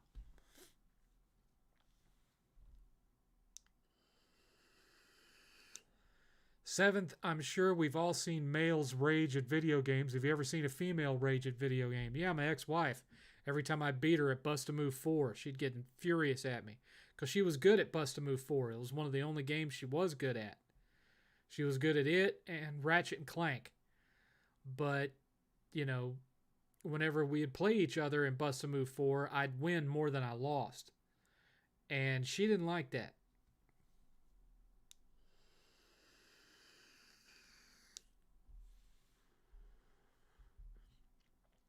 She'd throw the controller on the floor and curse at me and stomp off into the room, the bedroom. Swear she was never going to play another video game with me again. That kind of thing. Yep. In my opinion, Ratchet and Clank Rift Apart's the best game on PS5. Best looking, maybe. I can't say that's the best game on PS5 because I haven't played all games available for PS5. There may be a game on there that is more fun to play. I don't know. I don't think you could argue that as of right now, it's not the best first-party offering on PS5, although some might say Miles Morales. Yeah, marriage ain't all it's cut out to be. That's why I'm still single. I got out, and I've stayed out. Got engaged once, but didn't follow through on it. What's your recent backlog looking like? As massive as it's ever been. Bigger even. Because one of the things that I did while I was on break is I decided to rebuy some of the Xbox 360 games that I sold when I moved here. So I bought something like 20 Xbox 360 games in December. One of which was not cheap. I got a good deal on it. I didn't pay what the going price is on price charting, but I picked up a complete in-box copy of Asura's Wrath for 360, and 8th's been playing it. He likes it. Hi, video game lover. You're free from MLD's dungeon. I was never in MLD's dungeon.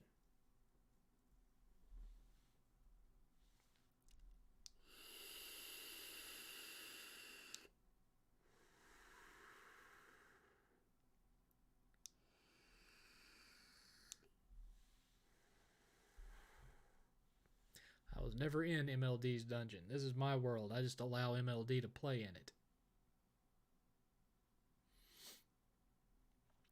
I don't think... I think MLD thought that he would come back to YouTube and get more of an audience that he has.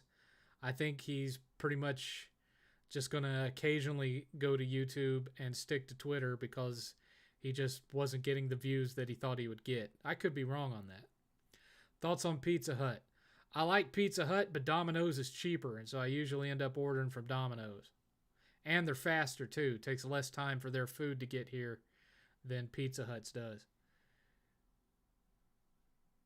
Did you see that documentary Xbox posted that included how they effed up on the Xbox One? Yeah, I watched it. They still omitted some things from it, historically, but overall it was good.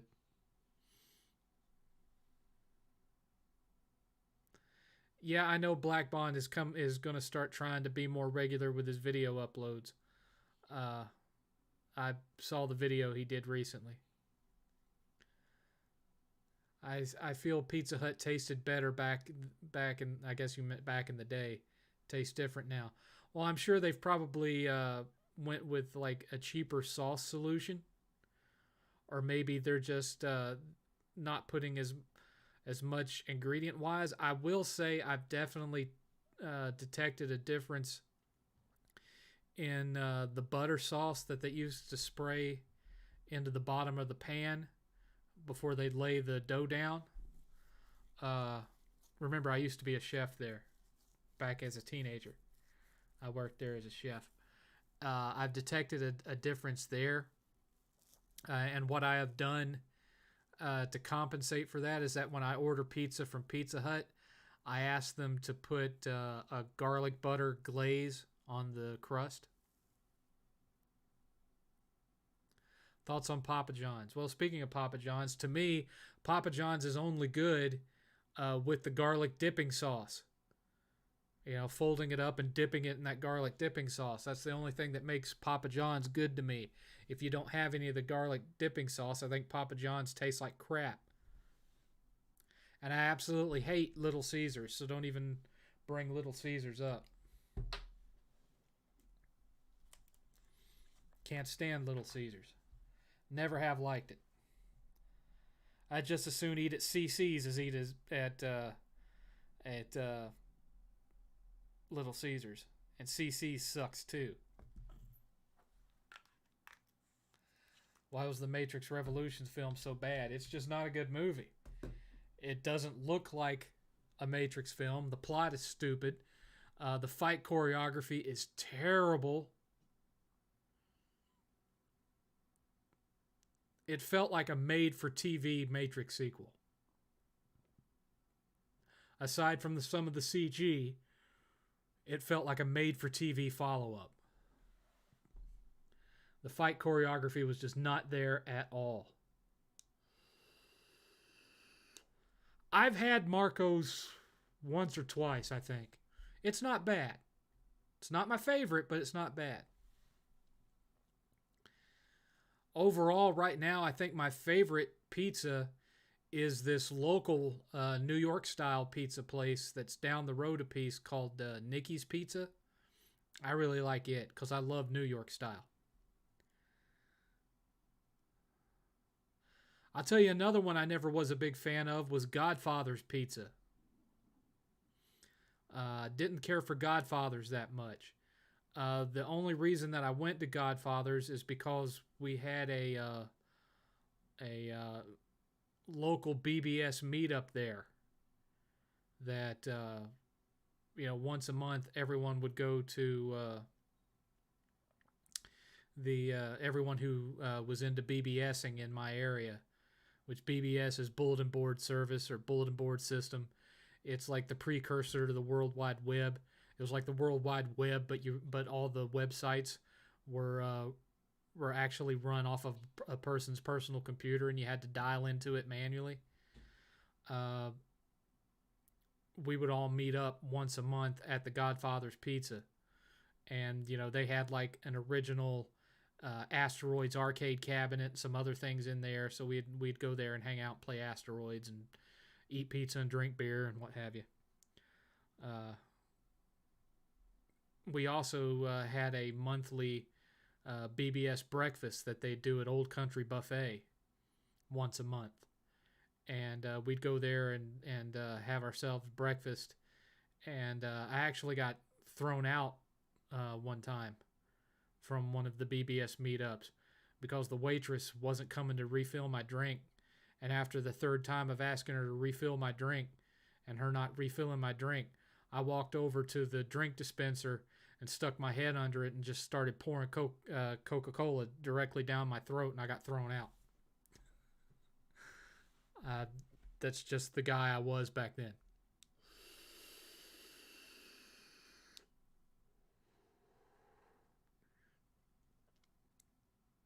Ever played the Crash games on PS2? Yeah, I didn't care for them. Let me tell you how long ago it was that I worked at Pizza Hut. I was working at Pizza Hut when they debuted their Bigfoot pizza that was supposed to compete with Little Caesars. And it was a pizza that was about this long and was square shaped with square cut pieces, just like the square Little Caesars pizzas they had. And that pizza was ass. The Bigfoot was not good, but I was working there when they debuted it. How old were you when you did that soda debacle? About 20 years old. 20, 21, somewhere around there.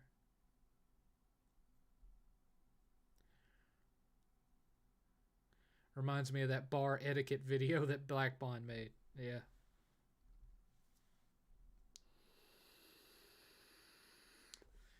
Man, that BBS group, we used to get up to all sorts of nonsense. Like, I can remember we also did a thing where every now and again we'd all get together at this bowling alley out in Brainerd, and we'd go bowling, and we'd all take turns going out to the cars, and we'd take a couple of hits out in the car, wait for the fog to clear, and then go back in and bowl some more. Because of course you weren't going to do that inside the bowling alley, so we'd go out to our cars and light up and then come back inside, and just wacky hijinks that would take place during those bowling things, because we'd basically take over the whole bowling alley. It would only be us in there, and real jackass type stuff as far as what you've seen jackass do in bowling alleys, that kind of thing. Ranking of Kings has been good, yeah.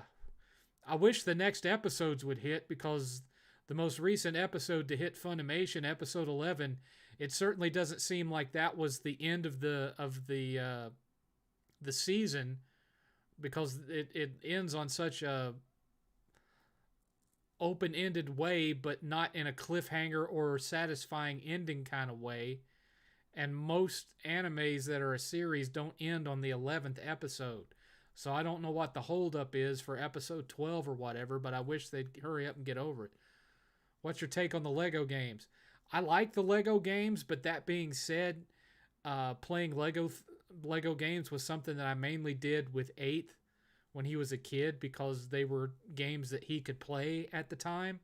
And now that he's like, basically an adult, and he's about to turn 19, and he's running around platting Souls likes like they're nothing. I'm not going to sit and play a Lego game by myself.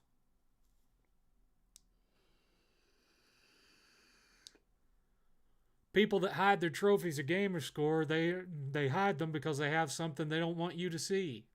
No other reason to do it. Have I ever owned really rare games on PS2 like Kuon and Blood Will Tell? I never owned Kuon, but I did own Blood Will Tell. I bought it when it came out. But it was one of the ones that was sold off in the infamous yard sale debacle of 2000. No, that was one of the ones that I sold when I was out of work and I needed money for 8th's Christmas presents. Unfortunately.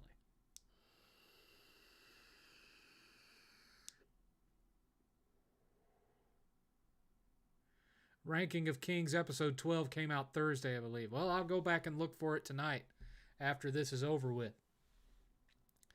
Seems like Sony kind of cheaped out on disk drives for PS5. Makes weird noises. I've seen a lot of videos on YouTube said that was normal. Again, I haven't heard any weird noises from my PS5 drive. I've just heard if I leave a disc in there, it'll randomly spin the disc up, and then it'll stop. And I don't really know what that's all about. When I first heard it, I thought it was the fan kicking in. And I thought, well, that's weird for the fan to kick in when I'm just sitting here watching a movie. But I walked over and listened, and it wasn't the fan. It was the disc drive. It spun the disc up like it was going to load the game. And so I took it out of the disc drive, and it stopped. It didn't do it anymore. 7, thoughts on the movie Silverado with Jeff Goldblum. It's a good Western. I don't think it's a classic like so many people say it's a classic, but it's a good Western. Is what it is, folks. Cha-cha-cha. Do-do-do-do-do. A-dooba-dooba-doo-doo-doo-doo. I'm going to go over here. And let me pull this up real quick. Okay, and now I'm going to go...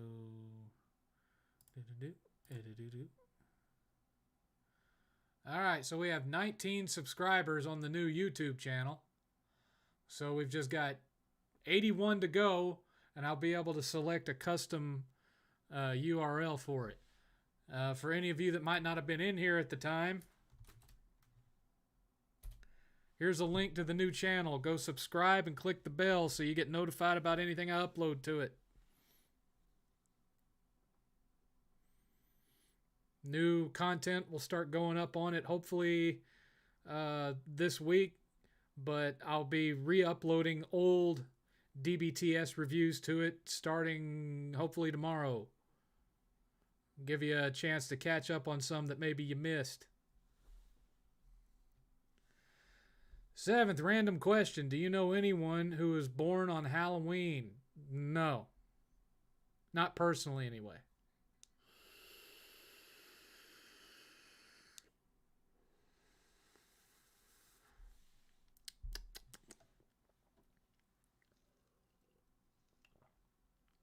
I think I might be a little dehydrated. Normally I'm not super thirsty when I'm doing these, but today I'm really thirsty. I don't know why that is. Oh well. I haven't finished Guardians of the Galaxy. I've played up to the scene where you escape the treasure room or whatever. And that's where I stopped, and I got distracted by other things. I'll get back to it. I'm really liking it. Uh, I completed, or I didn't complete. I beat uh, Psychonauts 2. All I'm missing from it are like collectible trophies and a couple of side missions, and I can 100% it, but I don't know if I'm going to bother to do that or not. I'm pretty much satisfied with just having finished it.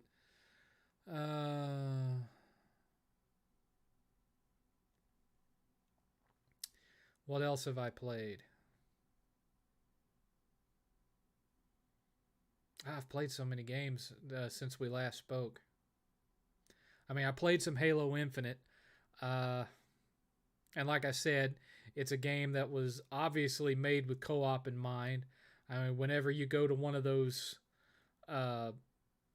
one of those platforms where you can load up a vehicle and whatnot, you have 4 weapon stations there for like four total players, and instead they've got these brain dead bots, these brain dead NPCs that if you load up a Jeep, they'll come hop on the Jeep, but half the time they go running up under it as it gets dropped, so it ends up crushing one of them. But the downside to that is I don't think that was originally planned, because of the fact that even on legendary difficulty, you can load the Jeep up with those NPCs, give them all sniper rifles, and drive into some of these more dangerous areas, and they'll shoot up half the enemies in there for you just by driving in there. So it makes legendary a lot easier. Not easy, but a lot easier. I'm just, the Halo multiplayer is, if you've always liked Halo multiplayer, you will love the Halo multiplayer they have now. It's just that now you can zip around the map with the grappler. Doesn't have enough maps yet, and it's missing Forge and several other modes. But as far as the campaign, there's not really anything wrong with the gameplay. It just feels like they made the best of a bad situation. Because the original director wanted to make a straight up sequel to Halo 5. The guy they replaced him with wanted to do a game as a service game, a big open world Ubisoft style game. And then the third director basically took concepts from both of those, and the stuff that they already had made, and combined it all together, and you get Halo Infinite. But it is make no mistake, it is the groundwork that they have laid to turn Halo into a game as a service model, to turn it into another Destiny, to turn it into another Anthem. And, I like a lot of variety in open world games. I like open world games where you're seeing something totally different than what you've seen before, and that map looks so much the same from one part of it to the other that I swear when I first made it out onto the overworld from that first area when you beat the first boss and I first stepped outdoors, it looked procedurally generated to me. I thought it was a procedurally generated map when I first saw it. Only to discover, no, they made it look exactly the same everywhere on purpose. So it wants to be a mix of a game like Destiny and an open world action adventure game that Ubisoft would make, but it doesn't have as much to do on the map as an Ubisoft game would have. And so it becomes really repetitive, really fast. And again, there's not really anything wrong with it from a gameplay perspective. And if anything, it gives me a lot of deja vu for the second level of the original Halo game. But it's just not nearly as good as everyone is screaming that it is. And to be honest, as far as the Xbox crowd on Twitter and YouTube, and to be honest, I don't really think that that they think it is either. They're just not willing to admit it, simply because of the fact that you can go to a lot of these guys' channels and then go look at their gamer tag score, and they've barely played the campaign. Yeah, the achievement percentages on Halo are relatively low, and that's because there is a large contingent of the Halo fan base that could not give less of a crap about the campaign. They only care about the multiplayer. And so they will go straight to the multiplayer and not play the campaign at all. And that shows in the achievement unlock percentages. I'm just saying. Is Winter Soldier still a top 5 MCU movie? Well, it never was for me. You know, I didn't really care that much for Winter Soldier or Civil War.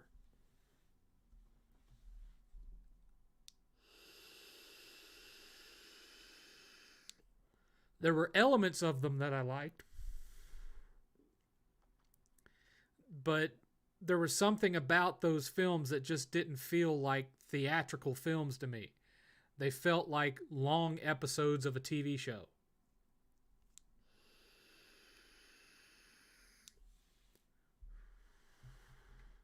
They felt like they didn't have as much of a budget to them as other Marvel movies did.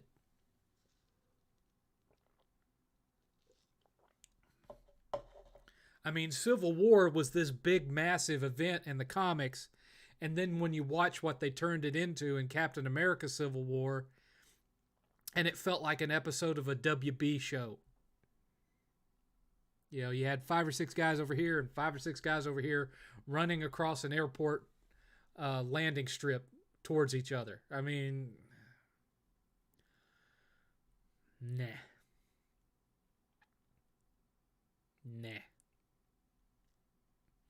Just wasn't doing it for me, folks. It just wasn't doing it for me.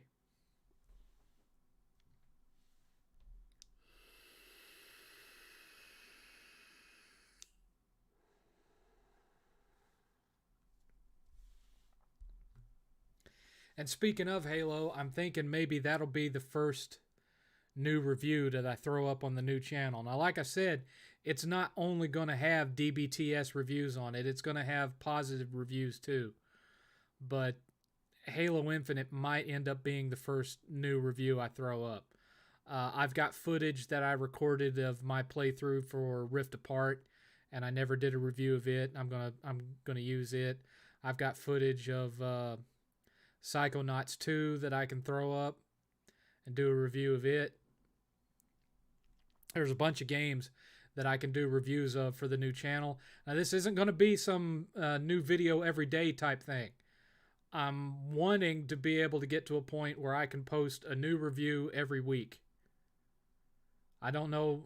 I don't know how successful I'll be at that, but that's the goal. So we'll see. But you know, once the new content starts coming on, you know, please watch it. Please like it, favorite, all that kind of crap. Tell your friends on social media, hey, go watch this guy, and we'll give this one last shot.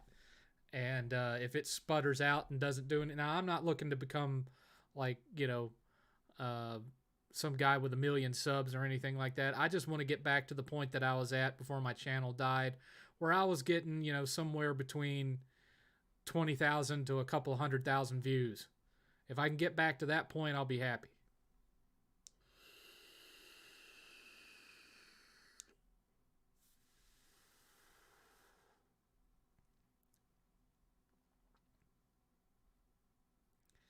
Comments kind of died. Is everyone still there? Can y'all still see me? Because I'm not seeing any new comments. This show is based around questions. If y'all don't ask questions, I got nothing to talk about. Come on now.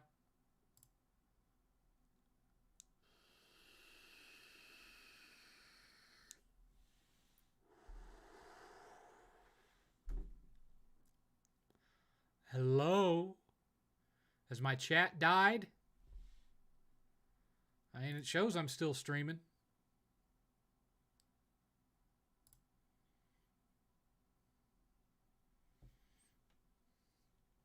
I tell you. Let's see, what else did I get 8th for Christmas? 8th is a big fan of Berserk, And for a long time, he's wanted all of the volumes of the manga. But I went and I looked and saw that there was like 41 volumes of the manga, and they were wanting a minimum of $15 a piece for them, with some of them being more expensive than that because of the fact that they were harder to find issues. And so I got to looking around and I saw that, they were being re-released in hardback form, and that so far only 9 of them had been released, and it was cheaper for me to buy those than to buy all 41 of the paperbacks. So that was his big Christmas gift, was I got him all 9 of the ones that have already been released in hardback, and then I bought him a bunch of games too. I got him Metroid Dread and a couple of other Switch games, some PS4, some PS5, a couple of Xbox games. And I got him those books. I got him a couple of records that he wanted. I got him, I think it was the LP of the Demon Souls remake soundtrack. I think I got him that. It was a limited edition LP. And then I got him the Offspring's newest LP. Just a couple of records. Last year I got him like a whole bunch of records, but this year I only got him 2. And then some various other things that he asked for. He wanted a new wireless keyboard and mouse. I got him that, and some other stuff. Are you hyped for the X-Men series reboot? We'll see. We'll see. I mean, the main thing for me is who ends up playing Xavier and Wolverine. Did you like the old Hellboy movies? I liked the first 2 a lot. That third one, that reboot one, was pretty meh. 7th, do you play your old PS4 games on the PS5? Yes, I do. What do you think we can expect from this year's E3? Well, you can't expect to watch it live, that's for sure. And in person, you're going to be watching a video presentation. A whole bunch of video presentations. Whoop-de-doo. Thanks, Omicron. What do you think about the new Doctor Strange movie? Rumored Toby is going to make a cameo. Well, that wouldn't surprise me because it's being directed by Sam Raimi. And that excites me because Sam Raimi coming back to make a comic book movie, and with something that has so much horror potential like a Doctor Strange movie, I'm excited for that. I really am. We'll see. We'll see where that goes.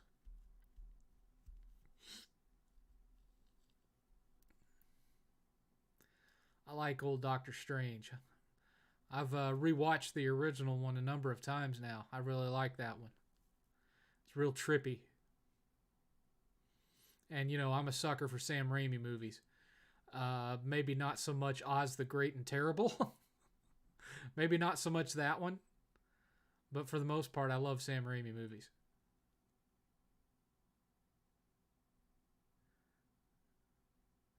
Can't wait for Guardians of the Galaxy Volume 3.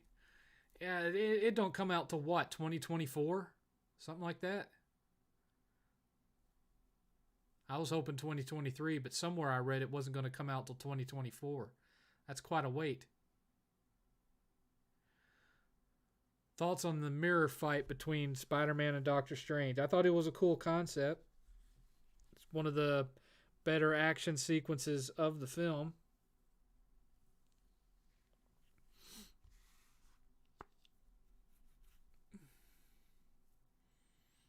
The only disappointment that I have with No Way Home was, how much they teased up Venom and then they didn't really end up doing much of anything with it. He ends up going back to his own universe before ever making it to New York because he's just sitting in a bar in Mexico drinking. And then a little piece of his symbiote ends up being left behind. So I suppose that little piece of symbiote is going to be Tom Holland's Venom eventually. I don't know. There's no telling what they're going to do with this multiverse stuff. And now both them and DC are doing it. So, I mean,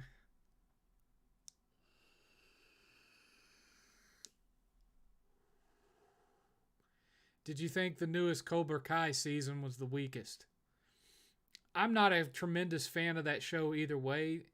I mainly only watch it for Zabka because I think his performance is hilarious. That's really the only reason I watch it, is because of that.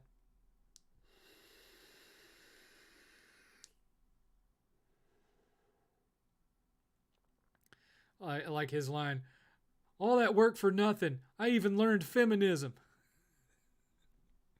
His character cracks me up. It's like the perfect middle-aged interpretation of his character from the original movie. I love it. He's the reason that I watch.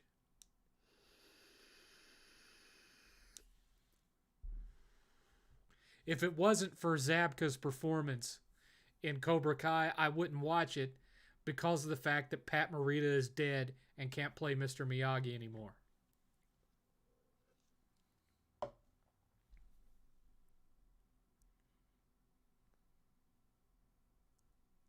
Yeah, I agree. I think DC should stick with the Snyderverse and run it through. I mean, obviously, because of the success of Snyder's cut of the Justice League, there is a market for it, and there are people that want to see the Darkseid storyline concluded.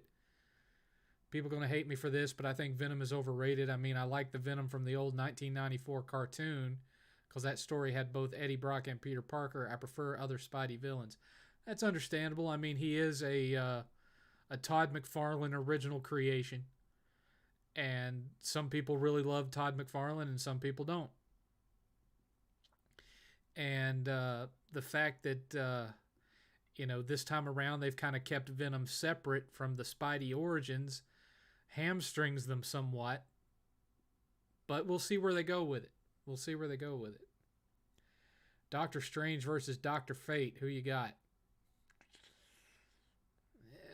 I'd still go with Doctor Strange. It's just me, though. You do you. Oh. That one hurt. Popped my knuckle and not in a good way. Oof. Not feel good. But yeah, I there were some elements of Matrix 4 that I liked. There were some elements of it that I thought were cool. I thought the concept of the exile programs choosing to live and work together with humans was a neat idea. And I thought the effect that they used where these exile programs could function in the real world was a neat effect. And I thought Io, as a city looked cool. Those things were neat. But I didn't like New Morpheus. Not because of the actor. The actor did fine with it.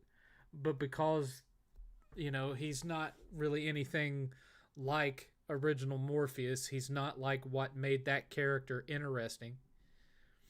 I didn't like the guy that replaced Hugo Weaving for Agent Smith. And they interviewed Weaving, and they originally said that he was going to be coming back, but they had a schedule conflict, and that he contacted them about working around that scheduling conflict, and instead they just decided to go with a new actor. And I did not like this new actor in that role because, again, he didn't act anything like Agent Smith.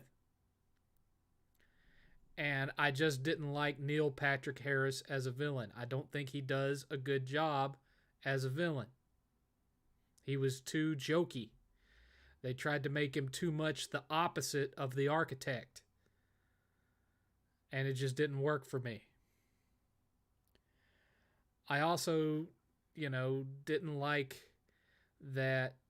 I understand that Neo was supposed to be kind of gimped and from having forgotten who he was and everything, and so he didn't have all of his powers back at the beginning.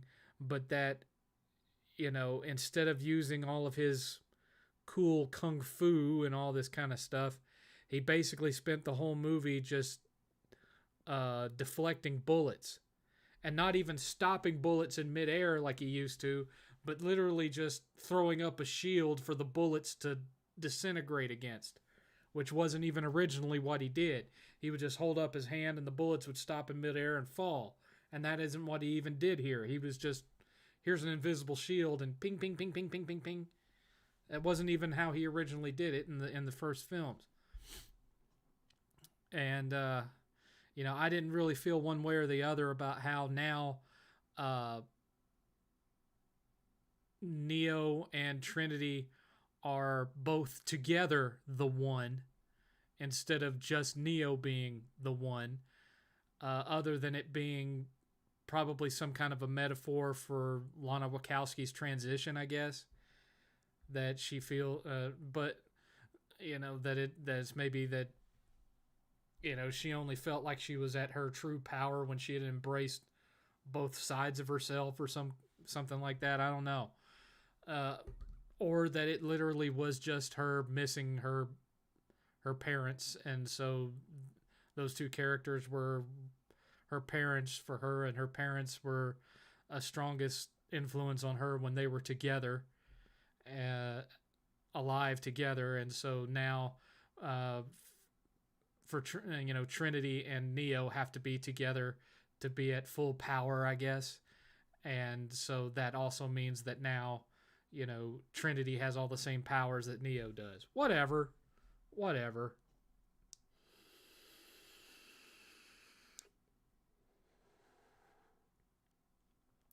Do you like the show Bridgeton? Haven't watched it. 7th, would you say free playable demos of games is probably the best way to advertise them? Yeah, but they're not really in the vein of doing that much anymore. You know, you don't really see that many demos of games come out these days, and that's because they're afraid of all the bugs that they haven't worked out of it yet showing up there and turning people off to playing it. That's really what it's about.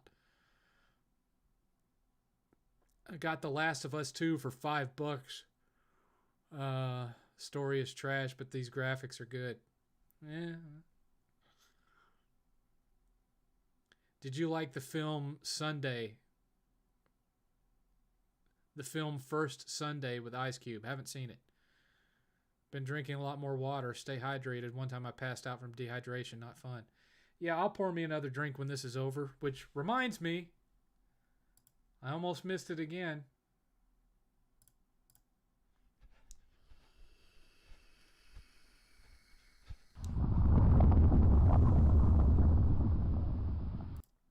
We got 1 hour left. Once again, we've only had one $5 donation, so we are still $45 away from the extension goal.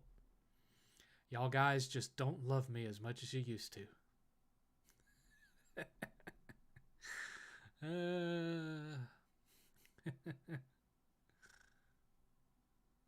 Jeez Louise.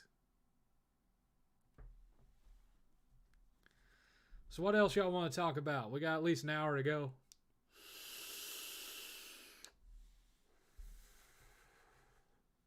We'll get there, though. We'll get there. I liked Hawkeye. I thought Hawkeye was good. You know, I don't see it as, you know, oh, they're replacing another character with a female equivalent. I don't really see it that way.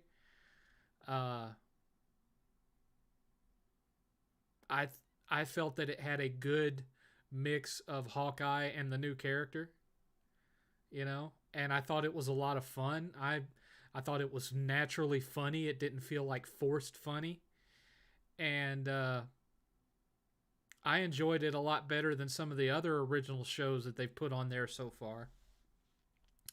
The one caveat I have with it is that it obviously takes place in the same general time as Spider-Man No Way Home, and yet there's no reference in Hawkeye that they're trying to add Cap's shield to the Statue of Liberty. There's no mention of that. You never see or hear anything about Spider-Man in it at all. and yet it's in the same city, taking place at the same time, and you know it's taking place at the same time because in one of the shots in No Way Home, in the background you can see the billboard for the Steve Rogers musical that Hawkeye goes to see, and you see Christmas decorations in No Way Home. During the Mirror Universe scene, he goes flying through the middle of like a shopping mall or something, and there's Christmas decorations everywhere. So you know it takes place at the same time that Hawkeye takes place, and yet in Hawkeye there's absolutely no mention of Spider-Man or Doctor Strange or weird stuff going on. And, you know, considering how Marvel loves to interconnect their stuff, that felt kind of weird. It was cool to see Vincent D'Onofrio's Kingpin come back, and yet Daredevil shows up in No Way Home, but doesn't show up in Hawkeye when the Kingpin is there. That didn't seem right either. It felt like a missed opportunity on Disney's part.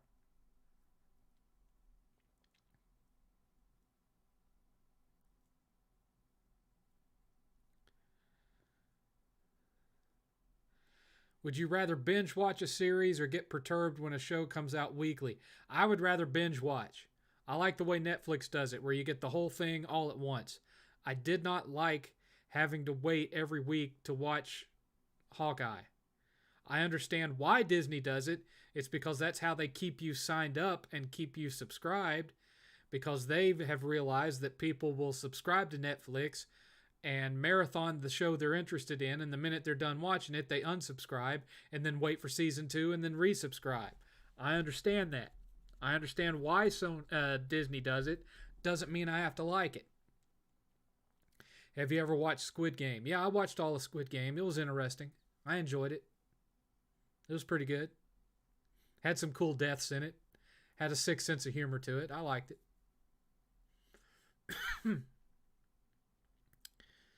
Let's see. I finally caught up with Expanse. The Expanse. Pretty cool show. I watched the final season of Lost in Space. I thought it was very good. I was satisfied with the way they finished the story up.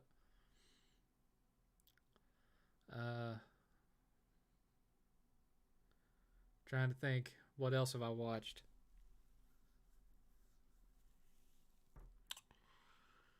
Were there any other animes that I watched? I think I've covered all the animes I watched. What's the worst wrestling botch you've ever seen?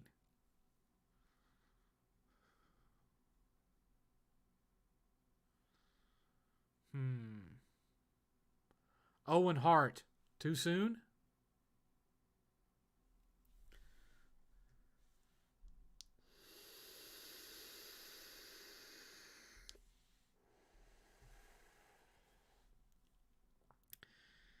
What else have I been up to?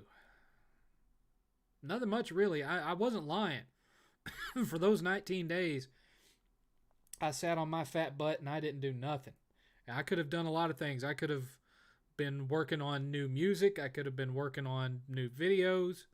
But I was determined that I was just going to sit and enjoy myself for 19 days because I've been busting hump nonstop going on 2 years. I mean, I took a break the December before that, but it wasn't as long as this one was. And now, this year, I get an additional week of paid time off because in August, I hit my 10-year anniversary. So I've got even more paid time off this year than I have in previous years. I get a straight month of paid time off. I work 11 months out of the year now, should I choose to use it.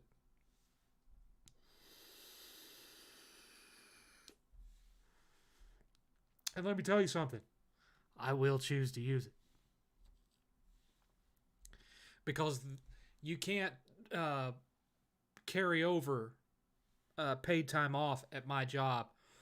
You can, but any that carries over, you have to use it by that following March or it's gone. You lose it. So I use all my paid time off. I don't use all my sick days, but all my vacation days, I use them all. All of them. It's just they won't allow me to use any of it this month, so I can't go to the Game Chaser movie premiere. God, I'm pissed about that. I don't know that I'd want to go to it anyway with this Omicron crap, but it still pisses me off. It's the one chance in my life to see my ugly ass on the big screen, and I'm not going to get to do it. It kills me. It just kills me.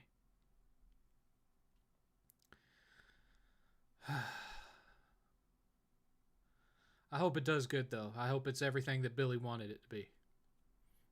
In the end, the only thing that I really care about is that he's satisfied with what little I was able to contribute for him. That he's satisfied with the performance of it.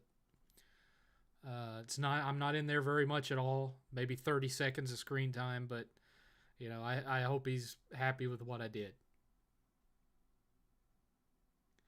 Do you like the show Manifest? I don't think I know what that is. It's not ringing a bell. Do you think a Spider-Man and Daredevil team-up would be cool? Yes, of course. 7th, does your job ever feel like it has a deadline, like with homework, for example? Sometimes. Sometimes I'm given a finite amount of time to get something done. It's just the older that I get, the more it starts to weigh on me that I have less and less time to live.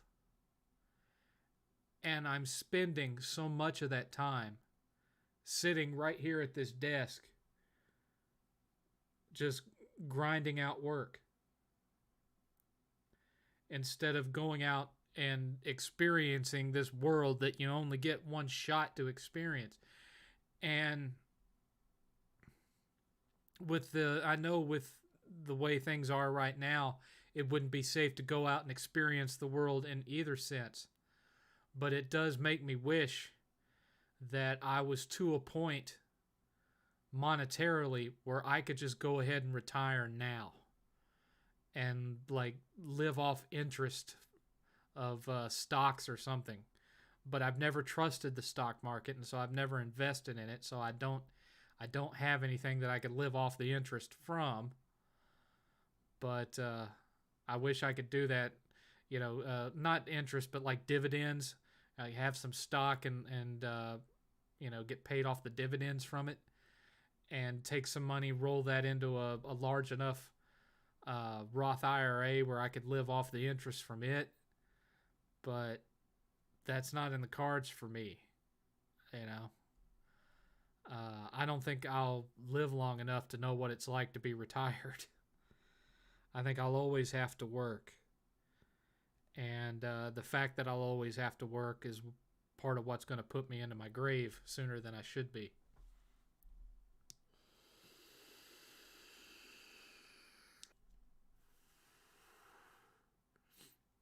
And it just feels like a waste. The greatest accomplishment of my life is 8th. And eventually, he ain't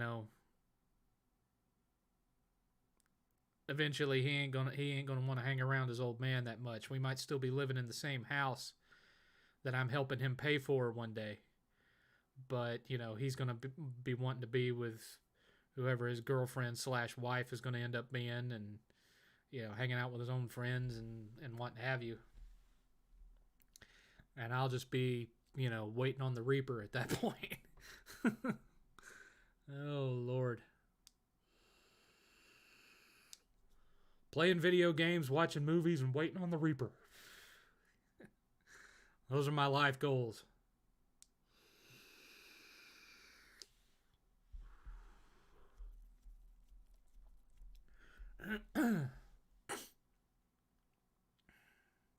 Did I watch JoJo's Adventure Part 6? No, I've barely watched JoJo Part 1. I just haven't been able to get into it. It's a really weird show. Yeah, I watched Justice League Unlimited back in the day when it was new. What's the most you've ever paid for a retro video game? Like $100. $100.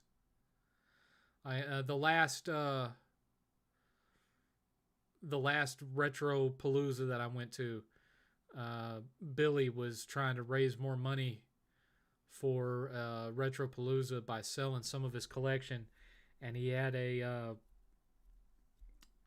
NES card. I can't remember which one now, but its price charting price was 150, 175, something like that, and he gave it to me for 100, and that's been about it.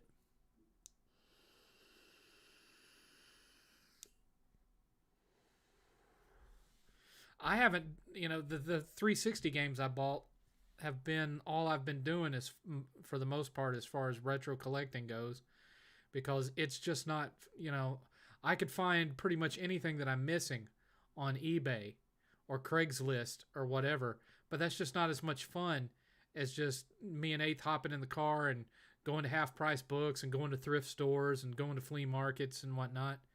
It's just not as fun.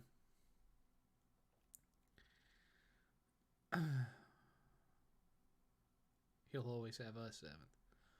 Well, that's one good thing about YouTube is that even if the YouTube website died, the content that was on it, there's always other places where you'll find that content. And so, in making these videos, if Eighth ever has children, those eventual grandchildren will be, long after I'm gone, will be able to sit down in front of a computer or pull their granddad up on their phone and see their granddad and hear what their granddad was like and what have you. So I like the idea of that. 7th, before the coof, did you and Eighth ever like walking around in the mall? Not especially. Usually the only time that me and Eighth would go to the mall is if he wanted a new pair of shoes, or we used to go to this retro game store that was there at the mall that shut down before the coof started. They shut down because they were next door to the Sears, and they relied on all the foot traffic coming out of the Sears to drive business. And when the Sears shut down, they wanted to move to another location in the mall to be closer to one of the other anchor stores. And the mall wanted to double the rent to move them closer to like one of the other big anchor stores there, like Dillard's or whatever. I haven't even noticed what other Belk, whatever. And they couldn't afford to do that, so they just went out of business. And I bought a bunch of their stuff when they went out of business. And I really appreciated that guy. He was a cool guy that ran that store. He gave me some good deals. And that was what was funny, was that, it was a regular retail store, but he was still willing to barter with me like we were at a convention. Or like he was running a thing in a flea market. He was still willing to barter, and that was cool. He was a cool dude. Do you think Kevin Feige will continue Daredevil in the show or just in team-ups? I don't know. I don't know yet. I'd like to see him continue it. Would you be interested in a YouTube recommendation? His name is Scottish Duck. He's pretty good. Does occasional Let's Plays and collection updates, and is a collector like you. I'll check him out. Did you like Terminator Salvation? There were aspects of the movie that I liked. The video game was pretty terrible. I platted it, though. But yeah, it was a pretty terrible game. Not very good at all. Not very good. The game was awful. Still, I 100%ed that thing. Wasn't the first time I 100%ed a god-awful game. I've done my fair share. Hannah Montana.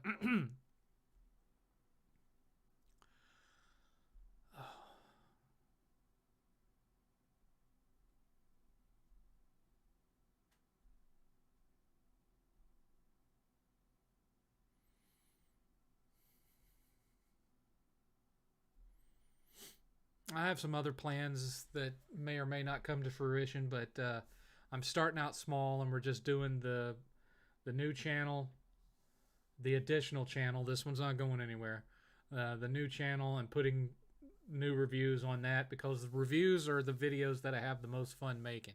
Yes, I have fun making, response videos to MLD every now and again, but what I have the most fun doing are the DBTS videos. I have fun writing those, the process of writing them and coming up with jokes and things like that. That's what I have the most fun with as far as YouTube is concerned. Now, I'm not just going to stick with the DBTS series. I'm not going to stick strictly to AAA. There may be on occasions where I will do a DBTS on an indie game as opposed to a AAA big budget game.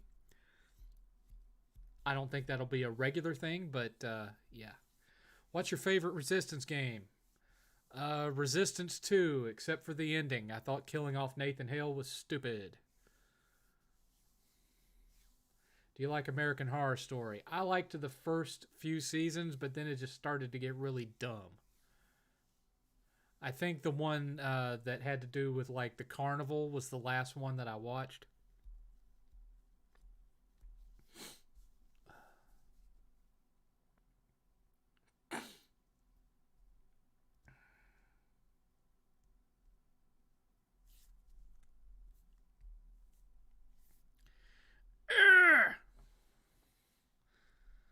My fingers are causing me problems today.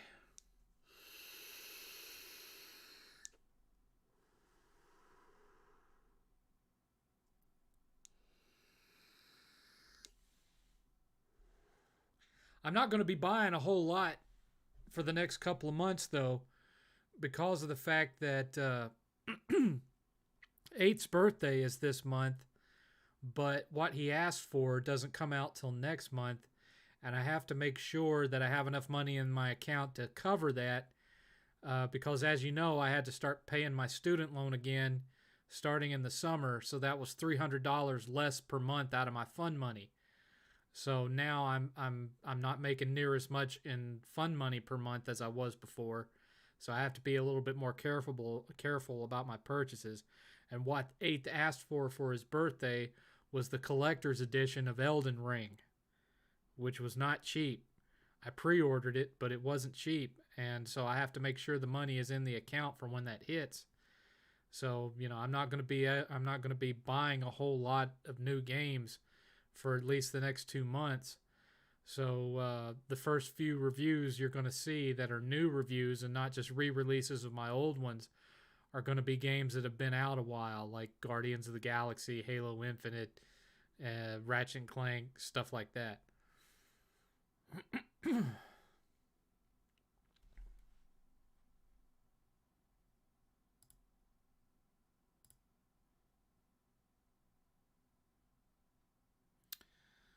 Let's see here. What's up, 7th? Just subscribed to your new channel. I'm excited for your reviews, brother. Thank you, Joseph. Do you like the Chucky TV series? Haven't watched it. Have you ever fired a shotgun? Yes. I have fired a shotgun, revolvers, semi-automatic handguns of all types, M16, various rifles, 30-06, elephant rifle once. So yeah, my dad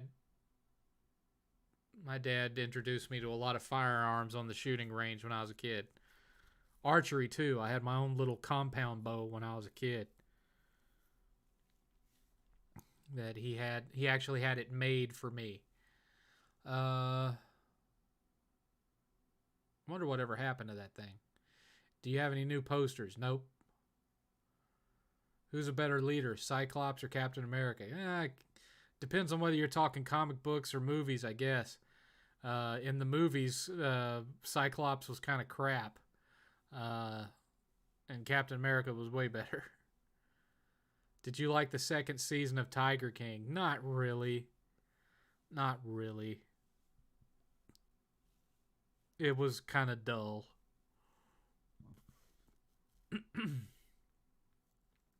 And obviously, Joe Exotic was barely in it because the only way he could interact with him was from telephone in prison, so Thoughts on Nier Replicant? I own it. I haven't played it. I played the original Nier on PS3. Never finished it. But I haven't played Nier Replicant yet. It's another one in my massive ass backlog. 7th, I think you'll live to be 90. I have faith. Well, most men on my father's side of the family and on my mother's side of the family don't live to be older than 65. And I'm 47. And I got a lot more health problems than my dad did, and he lived to be 61. So my great-grandfather on my dad's side lived to be in his 90s, but, you know, that was like in like the 1800s and late 1800s. And, you know, he was a much taller, fitter man than me. But he drank every day and smoked cigars every day of his life, and he lived to be 90-something years old. But he was in a lot better shape than I am. He was a mountain of a man. Thoughts on Alec Baldwin shooting? Stupid is as stupid does.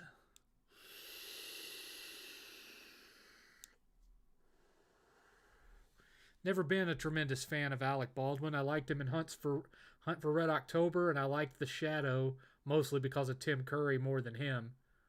But overall, I've never been a tremendous fan of Alec Baldwin.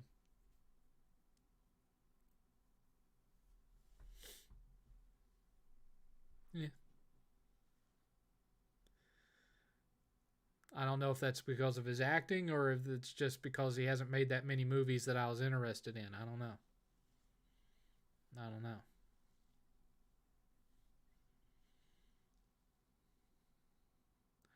How about you take off that annoying depth of field filter? How about you reach through your monitor and make me, son? I have it on there because I want it on there. If you don't like it, door's over there. See ya.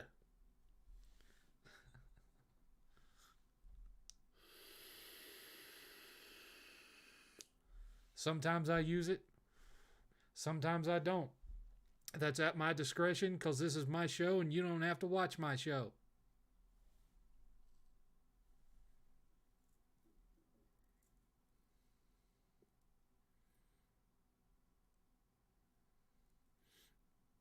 I give y'all 3 hours every time I choose to do this. That means it's under my rules.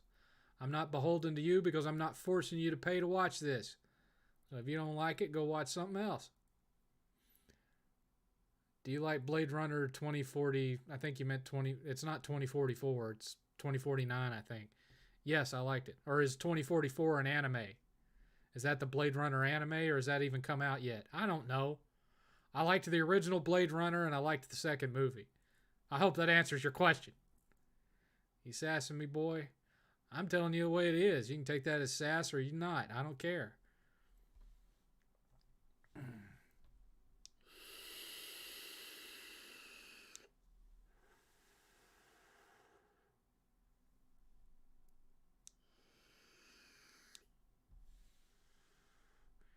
You'd think you'd know the way it is by now. My name is in the title of the show. 7th, what's your thoughts on Sam Elliott? I like Sam Elliott. He's a good actor. I actually saw him as a much younger man in a British horror movie that was made back in like the 70s. And I don't remember the name of it. It was recommended on JKB's Twitter feed. If you don't know JKB, he's the guy that does all the editing for Review Tech USA. And he has his own review channel. And he recommended it, and so I found a copy of it on YouTube, and I watched it. And here was Sam Elliott in this British horror movie that took place in England. And it was a weird little movie. It was a weird little movie. Had that kind of 70s British era trippy horror movie vibe to it. Had a bunch of people invited to a rich person's house, and all the rich people that were invited there were connected to the owner of the house in one way or the other, and they all start dying off one at a time, and it's all about the mystery of it and this and that. And of course, it ends up being tied to Satanism, like a lot of the 70s era British horror movies were. It was fun to see Sam Elliott acting in that type of a movie. I mean, he was still just his usual Sam Elliott-ness, you know, because Sam Elliott is pretty much Sam Elliott in everything that he's in. But it was just fun to watch him as a much younger man, you know, running around the British countryside. It was an interesting thing. You could be courteous to a viewer. It hurts my eyes. I'll take it off or I won't support you. You don't support me now. You don't support me now. So why should I care? I'm making this for you, not the other way around, son. 7th, do you like the song All Downhill From Here from Newfound Glory? It gives me nostalgia from the 200s from when I was a kid. Simpler times. I vaguely remember Newfound Glory. So I'm sure that that's the song that I'm thinking of when I think of them. I'm not being a jerk, but you're forcing my hand, sir. I'm not forcing your hand. You're trying to troll. Go somewhere else. Have you seen The Ranch with Sam Elliott and Ashton Kutcher? Yeah, I watched one episode of it, and I was like, this is too 90s era sitcom for me.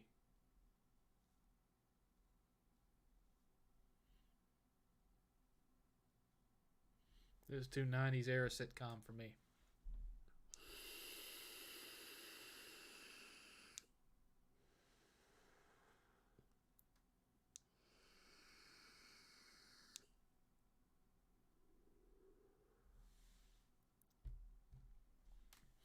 It kind of surprised me when I watched the first episode of it that it was going for that, you know, old school 90s era, you know, that 70s show kind of vibe. And I'm like, they couldn't have come up with a better format for this show. Do you like any spaghetti westerns? Yeah, I like most of the ones that Eastwood did. And, you know, Once Upon a Time in the West was a pretty decent one. As far as spaghetti westerns go. I mean, I haven't seen every spaghetti western ever made, but I've seen most of the ones, if not all of the ones that Eastwood did, and Once Upon a Time in the West and a couple of other ones. Were the new Deus Ex games better than Cyberpunk 2077 in your unhumble opinion? In some ways, absolutely. In some ways.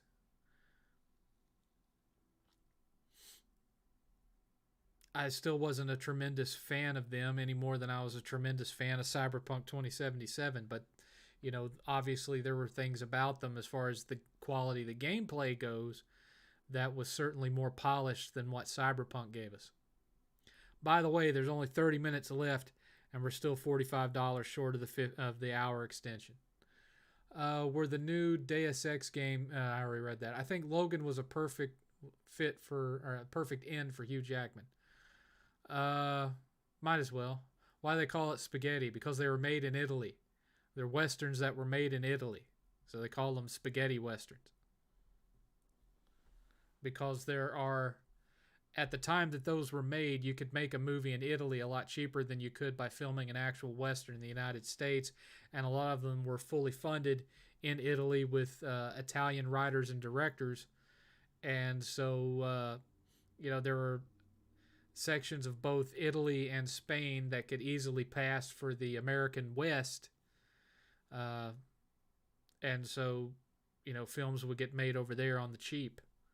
And so, hence, spaghetti western. Thoughts on immigrants? We're all immigrants. That's what the United States was built on. There's not a single human being that lives in this country that didn't get here by immigration in one form or another. Even the Native Americans that still live on this country, they didn't start out on the U.S. continent. They migrated there on foot, but they were here before us, obviously. The question doesn't come from whether we should or shouldn't have immigrants. It's just that, you know, there are legal ways to do it and there are less than legal ways to do it. I think anyone should have an opportunity to come to America if they want to, but they have to abide by our laws and respect our laws. That being said, this is not a political stream, so let's stay off of the political topics. Do you know if any of the John Wayne westerns are any good? There's a few that I like. I was never a big John Wayne guy, but my dad really liked John Wayne movies, and he made me sit and watch a few. True Grit was good. The Searchers was good. And McClintock was really funny. I remember laughing a lot at McClintock. Those are the only three that I really remember, though.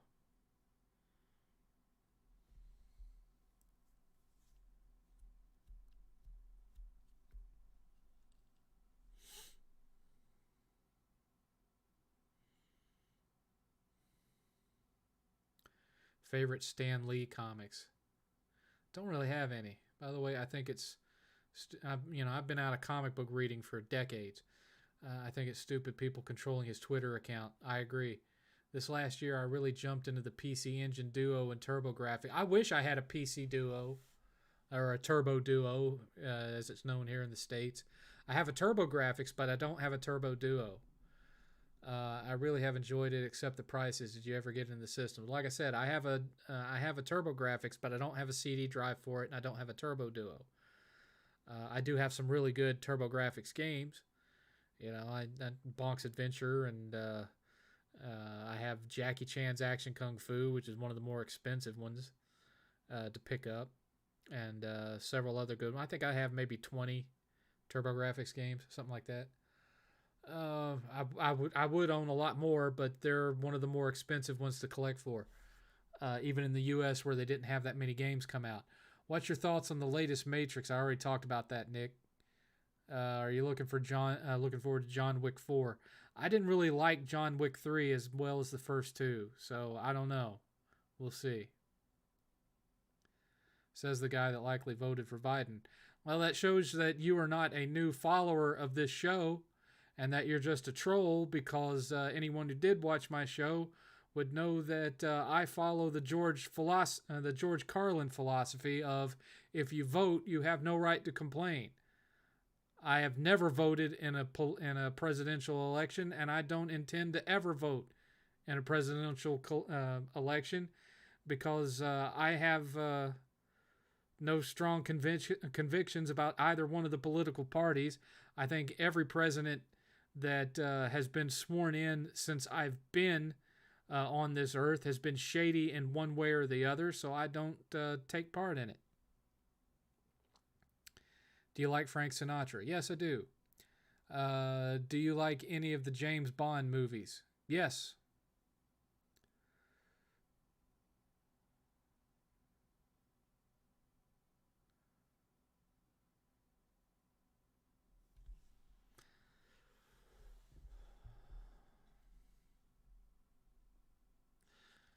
Elvis Presley or Michael Jackson, which do you prefer? Elvis. Although I like Michael Jackson stuff too. Do you like the Nostalgia Critic channel Awesome? Not as much as I used to. I used to watch him a lot back in the day. But then when he got to where his reviews were very, very skit heavy with all of his little co-actors, I lost interest. I like his older stuff where it's just him sitting in front of a camera talking about some movie he watched. I mean, really, his new reviews are just that failed show that he did several years ago where he tried to quit the Nostalgia Critic and he started doing something called the Movie Reel or something like that. That's what his new reviews are. It's still the Movie Reel. He just stopped doing it as this kind of fake reality show thing and playing this fake stuck-up director of this movie or show or whatever they were trying to make in the Movie Reel, and just went back to being the Nostalgia Critic in the videos. But it's still the Movie Reel. It follows the same format, has the same actors in it for a lot of it. So, I just don't like it as much as when he just sits in front of a camera. And yes, I know every now and again he still does reviews where it's just him sitting in front of a camera, but I don't watch him near as much as I used to watch him. I only listen to older music and game soundtracks because modern music is so bad. Yeah, modern music is pretty crap. Hip hop is terrible now. Uh, the only good metal is coming out of Europe. Uh, and yes, I know Steel Panther exists, but Steel Panther is like a satire band. So, uh, and aside from old school bands that are still putting out good albums like the Descendants, punk isn't nearly what it used to be neither. And modern music is just awful. I think the early 2000s, like in that 2002 to 2004 period, is probably where things ended as far as like American rock music being worth a damn.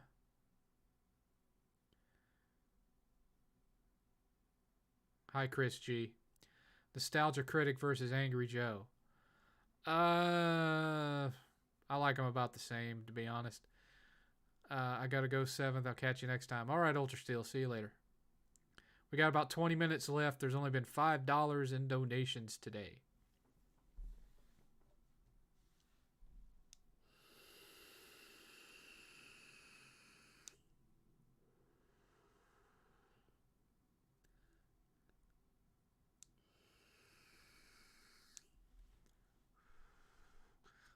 Racism for trolling. There you go. That'll be the final nail in your coffin, sir. See ya.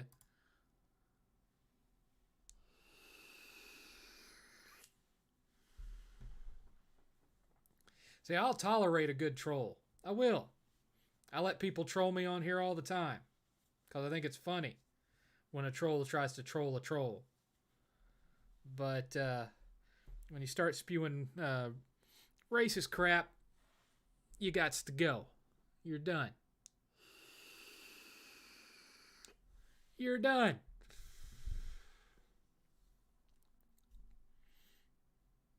Have fun with that. I need to clean up in here. One of the reasons that I'm using the screen filter that he was pretending to be angry about is because I haven't had a chance to clean up in here after Christmas, so there's still like empty shipping boxes and stuff lying around on the floor. Yes, he did. He did indeed. I have not had any interaction with Angry Joe. From a personal level, I have heard that he can be difficult to work with in person, but I don't know that from a first-hand experience. But when you start saying stuff like that in the chat, it's time to say bye-bye. It's time to say bye-bye.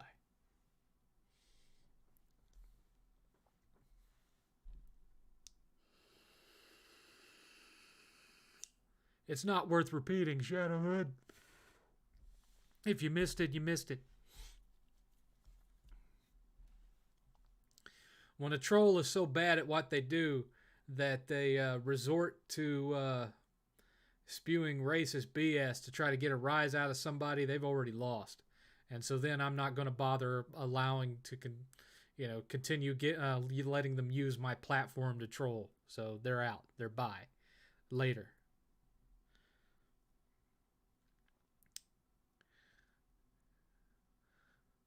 There should be an Amazing Spider-Man. Should there be an Amazing Spider-Man 3? That story deserves a proper closure. As long as it had better writing than the first two movies did. When gaming goes all digital, I think I'll retire from modern gaming and become a PS1 collector. I can't say I blame you, honestly. I'm not excited for an all-digital future at all. I've made that well known on here over the years. Thoughts on No Time to Die? I recently saw it and highly enjoyed it. I haven't watched it yet because I don't want to pay $20 to watch it. When it hits HBO Max, I'll watch it then. I'm not a tremendous fan of the Daniel Craig James Bond movies because I grew up with James Bond movies being more campy with all sorts of gadgets and stuff. So, I liked Spectre, but I didn't care for any of the other ones. I just liked Spectre because of all the gadgets and stuff in it. You got to realize I'm born in the 70s, child of the 80s. I grew up on stuff like, A View to a Kill and The Spy Who Loved Me with the submarine car and stuff like that. So for me, James Bond without all the cool gadgets wasn't James Bond. I watched it for all the neat gadgets that he had. And that's why I liked the Pierce Brosnan Bond movies, but they got to be towards the end a little too silly and a little too over the top.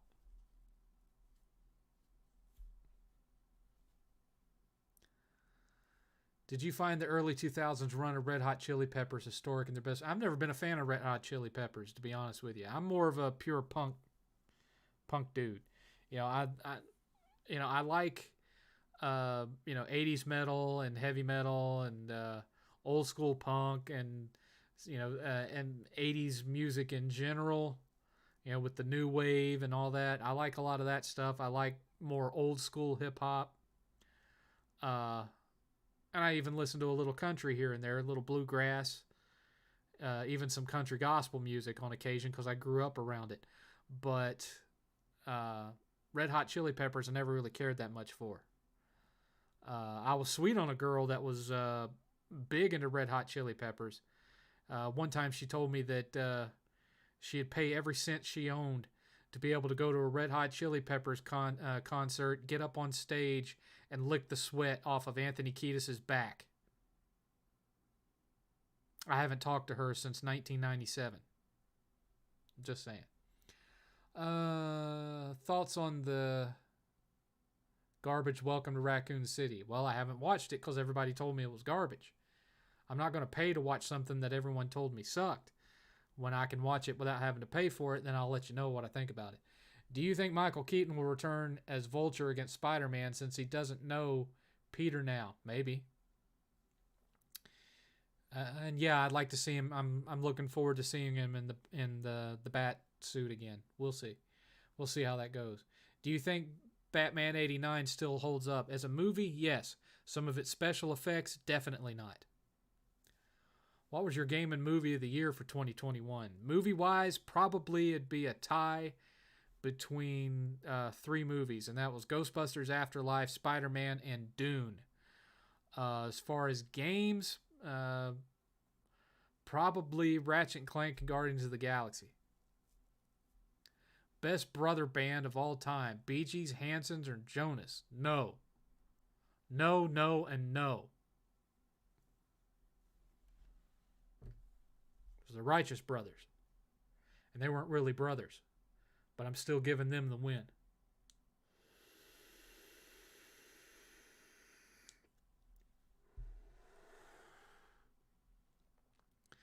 Superman 78 versus Batman 89. I got to go with Superman 78. I love Batman 1989, but Superman 1978, I grew up with that. You know, I saw it in the theater when I was a little boy. I saw the sequel in the theater when I was a little boy. And I was a teenager when Batman 89 came out. And Christopher Reeve's Superman just means more to me on a personal level.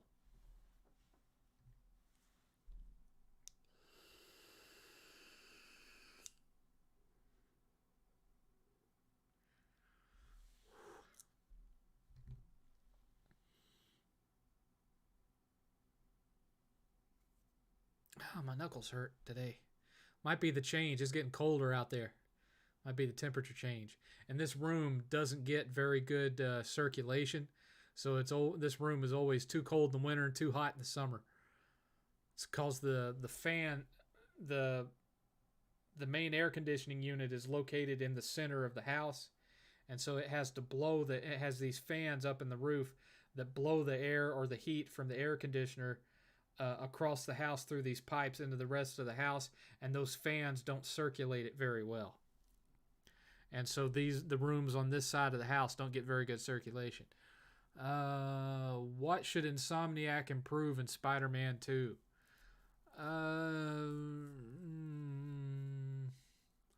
I wasn't as big a fan of the side villain in Spider-Man 1. Doc Ock is fine, but the other guy whose name is escaping me now, I wasn't a big fan of him. And get rid of the Mary Jane stealth missions. My God,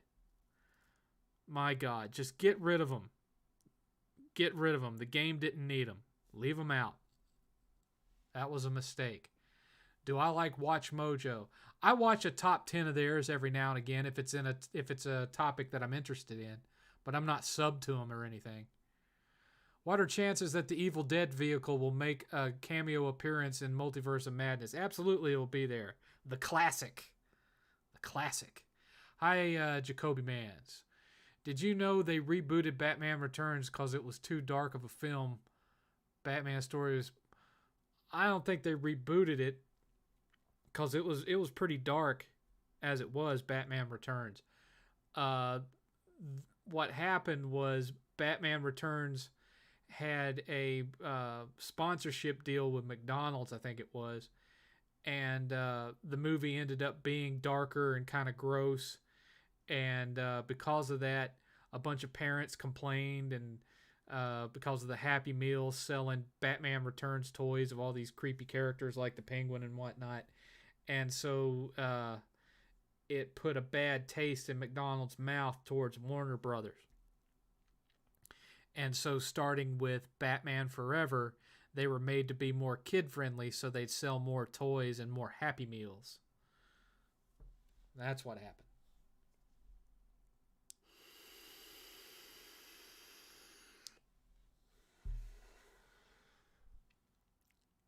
$10 left, folks.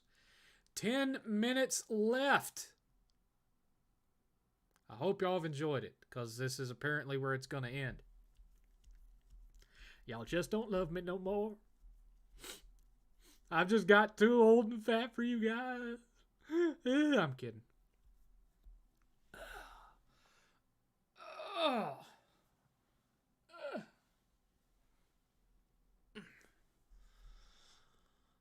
The new Batman doesn't look that good in my opinion. I don't know yet. I'm reserving judgment. I will say that I'm not a big fan of Robert Pattinson. That being said, I haven't really seen him in much of anything aside from Harry Potter 4 and Twilight.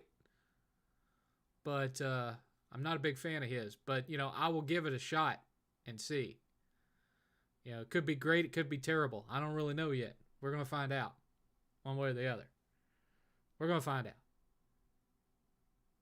I watched a couple episodes of Wheel of Time. That really sucks. I didn't bother watching the rest of it because the ending got leaked. And I found out that they rewrote the ending to it. Where, the girls of the show end up getting the big moment instead of the original character from the novel. And I was like, well, I'm not watching this no more. If they're going to start changing things around like that, I ain't going to bother with it.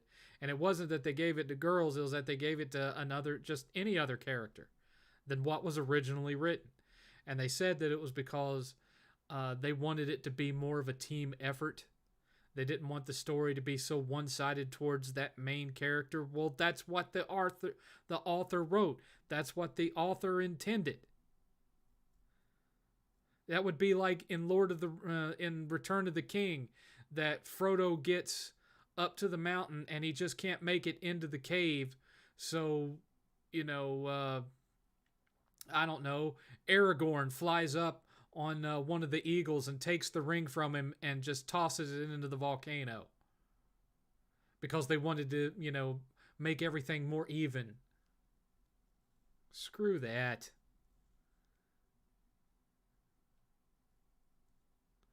I just found out the other day that Marvel stole the Shumagorath name from the Conan the Barbarian. What name was that used in? Do you think Tim Curry should have played Joker instead of Jack?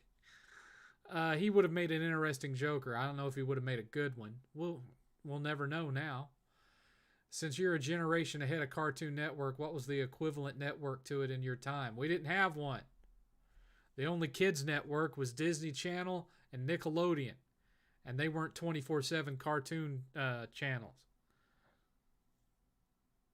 For my generation, it was syndicated channels that would show syndicated shows in the afternoon after you got off school, and then on the weekends from about 7 in the morning till about noon, they would show Saturday morning cartoons on the three big networks, NBC, CBS, and ABC. That's what we had when I was kids. When I was a kid. You know, Nickelodeon had a couple of cartoons on it. It had Danger Mouse, and you know, there was no SpongeBob when I was a little boy. It was Danger Mouse and Banana Man and a couple of other cartoons, but it was mostly live action stuff. Like You Can't Do That on Television and The Third Eye and Double Dare and that sort of thing. Disney Channel had a lot of cartoons, but it was all mostly just replaying old Disney cartoons from like the 40s and 50s. So you had Good Morning Mickey that showed some Mickey Mouse cartoons, and they would use old cartoons of Donald Duck and whatnot as filler between movies. So you might have a movie come on, and then there'd be like a 7 or 10 minute gap between the next movie, and they'd show like a Donald Duck cartoon, and then another movie would come on. And then you had Masterpiece Theater that would come on later at night. That was a Mickey Mouse cartoon show that was hosted by George Plimpton for some reason. But yeah, for kids of my generation, it was mainly go to school, come home, and flip over to whatever the local syndicated channel was. For me, it was Channel 61. It eventually became Fox in the late 80s. But we'd flip over to Channel 61 and you'd watch He-Man, Transformers, G.I. Joe, Mask, you know, Jim and the Holograms, if that was your kind of thing. And then that was all you got until Saturday morning. And then Saturday morning, you'd be flipping between channels 3, 9, and 12, ABC, CBS, and NBC, to watch, you know, Smurfs, Real Ghostbusters, Captain N, the Game Master, and all that kind of crap. And that's all you got. There was no Cartoon Network.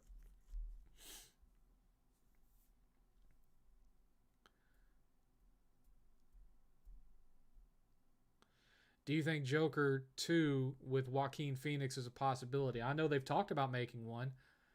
I know there was a rumor at one point where Joaquin was going to keep making them, but every one of them was a completely different story because it was the Joker changing his own origin story in his head every time.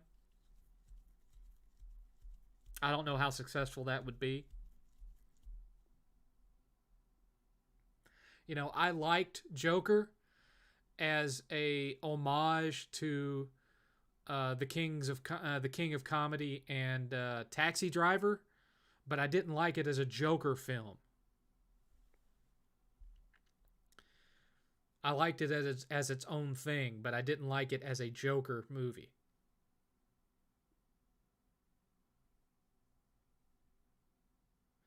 Brother Natural, I don't know what you're talking about, to be honest with you.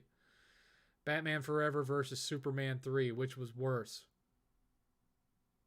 Superman 3.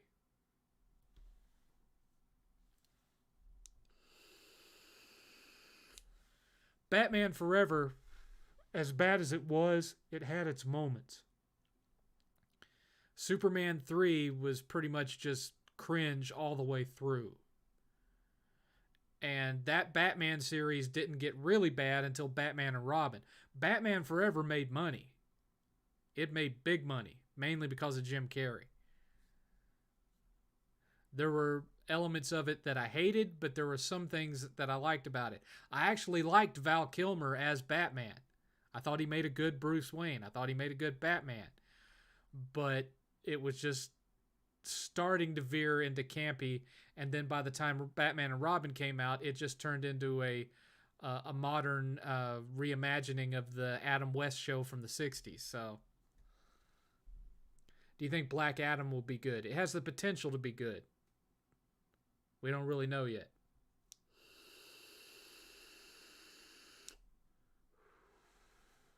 I guess we'll find out with it too. I mean, I liked Shazam, so we'll see. And I like The Rock. I like The Rock. I like most of his movies. Obviously, there's some that are exceptions. I didn't care for The Tooth Fairy at all, as an example. But I've liked most of the stuff that I've seen him in. Batman and Robin versus Superman 4, which was worse. Definitely Superman 4, because at least Batman and Robin had money behind it. Superman 4 had rehashed effects from the first 3 films and then had an obvious black curtain during the fight on the moon scenes that you could see the folds in the curtain, and it had some terrible fight sequences in it, and it was just god awful. At least Batman and Robin, you could see the money that was spent on it on screen. Should Disney cancel the Galactic Star Cruiser? They need to do something, because whatever that is, it certainly doesn't look like Star Wars.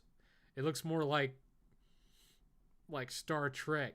Yeah, looking at that bridge set for the Galactic Star Cruiser, it reminded me of this school that I went to in Jacksonville, Florida once, where I was doing a network install, and they had a space station simulator at that school that was sponsored by NASA, where kids could pretend to work on a space station. And walking through that area and that set that those kids had, that's what Galactic Star Cruiser looks like. It looks cheap, and it doesn't look lived in like Star Wars is supposed to look lived in. It just looks cheap. It looks more like Star Trek The Next Generation than it does a Star Wars set. I certainly wouldn't spend that kind of money to go there. Not a chance. Not a chance. Even if I had the money to do it, I wouldn't do it. Even if we weren't in the middle of the coof, I wouldn't do it. It doesn't look like Star Wars at all. Neither does Galaxy's Edge, really. Aside from the Millennium Falcon and some X-Wings sitting there. Anyway, it is end of hour 3. And we did not hit a donation goal, not even close. So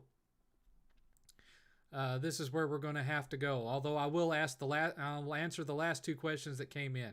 What was your best Betty White project starring or featuring her?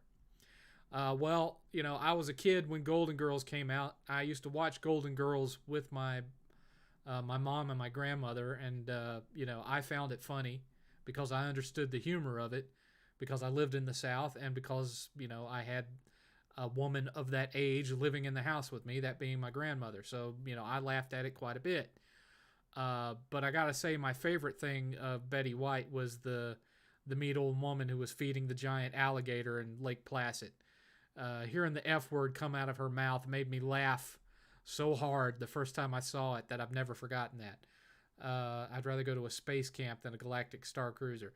I've seen the space camp in Alabama. I've seen it. I didn't actually go to it, but we went on a field trip there when I was a kid and got to see where the kids lived and some of the experiments they got to do and all that stuff. It was really cool back then, and that was in the 80s. There's no telling what it would be like modern day. If not for the coof and everything going on. I don't even know if they still do space camp. But anyway, it's 10 o'clock. We didn't reach the goal. So this is where I'm going to have to say goodbye. I'm going to be uploading some classic reviews to the new channel tomorrow.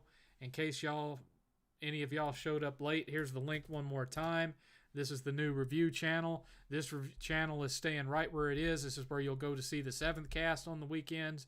But this new channel is where all new reviews will be moving forward. Please sub to it. Please hit the bell to make sure you get notifications and everything new. More to come on that later. I'm getting the heck out of here. Y'all have a good one. Be sweet, y'all.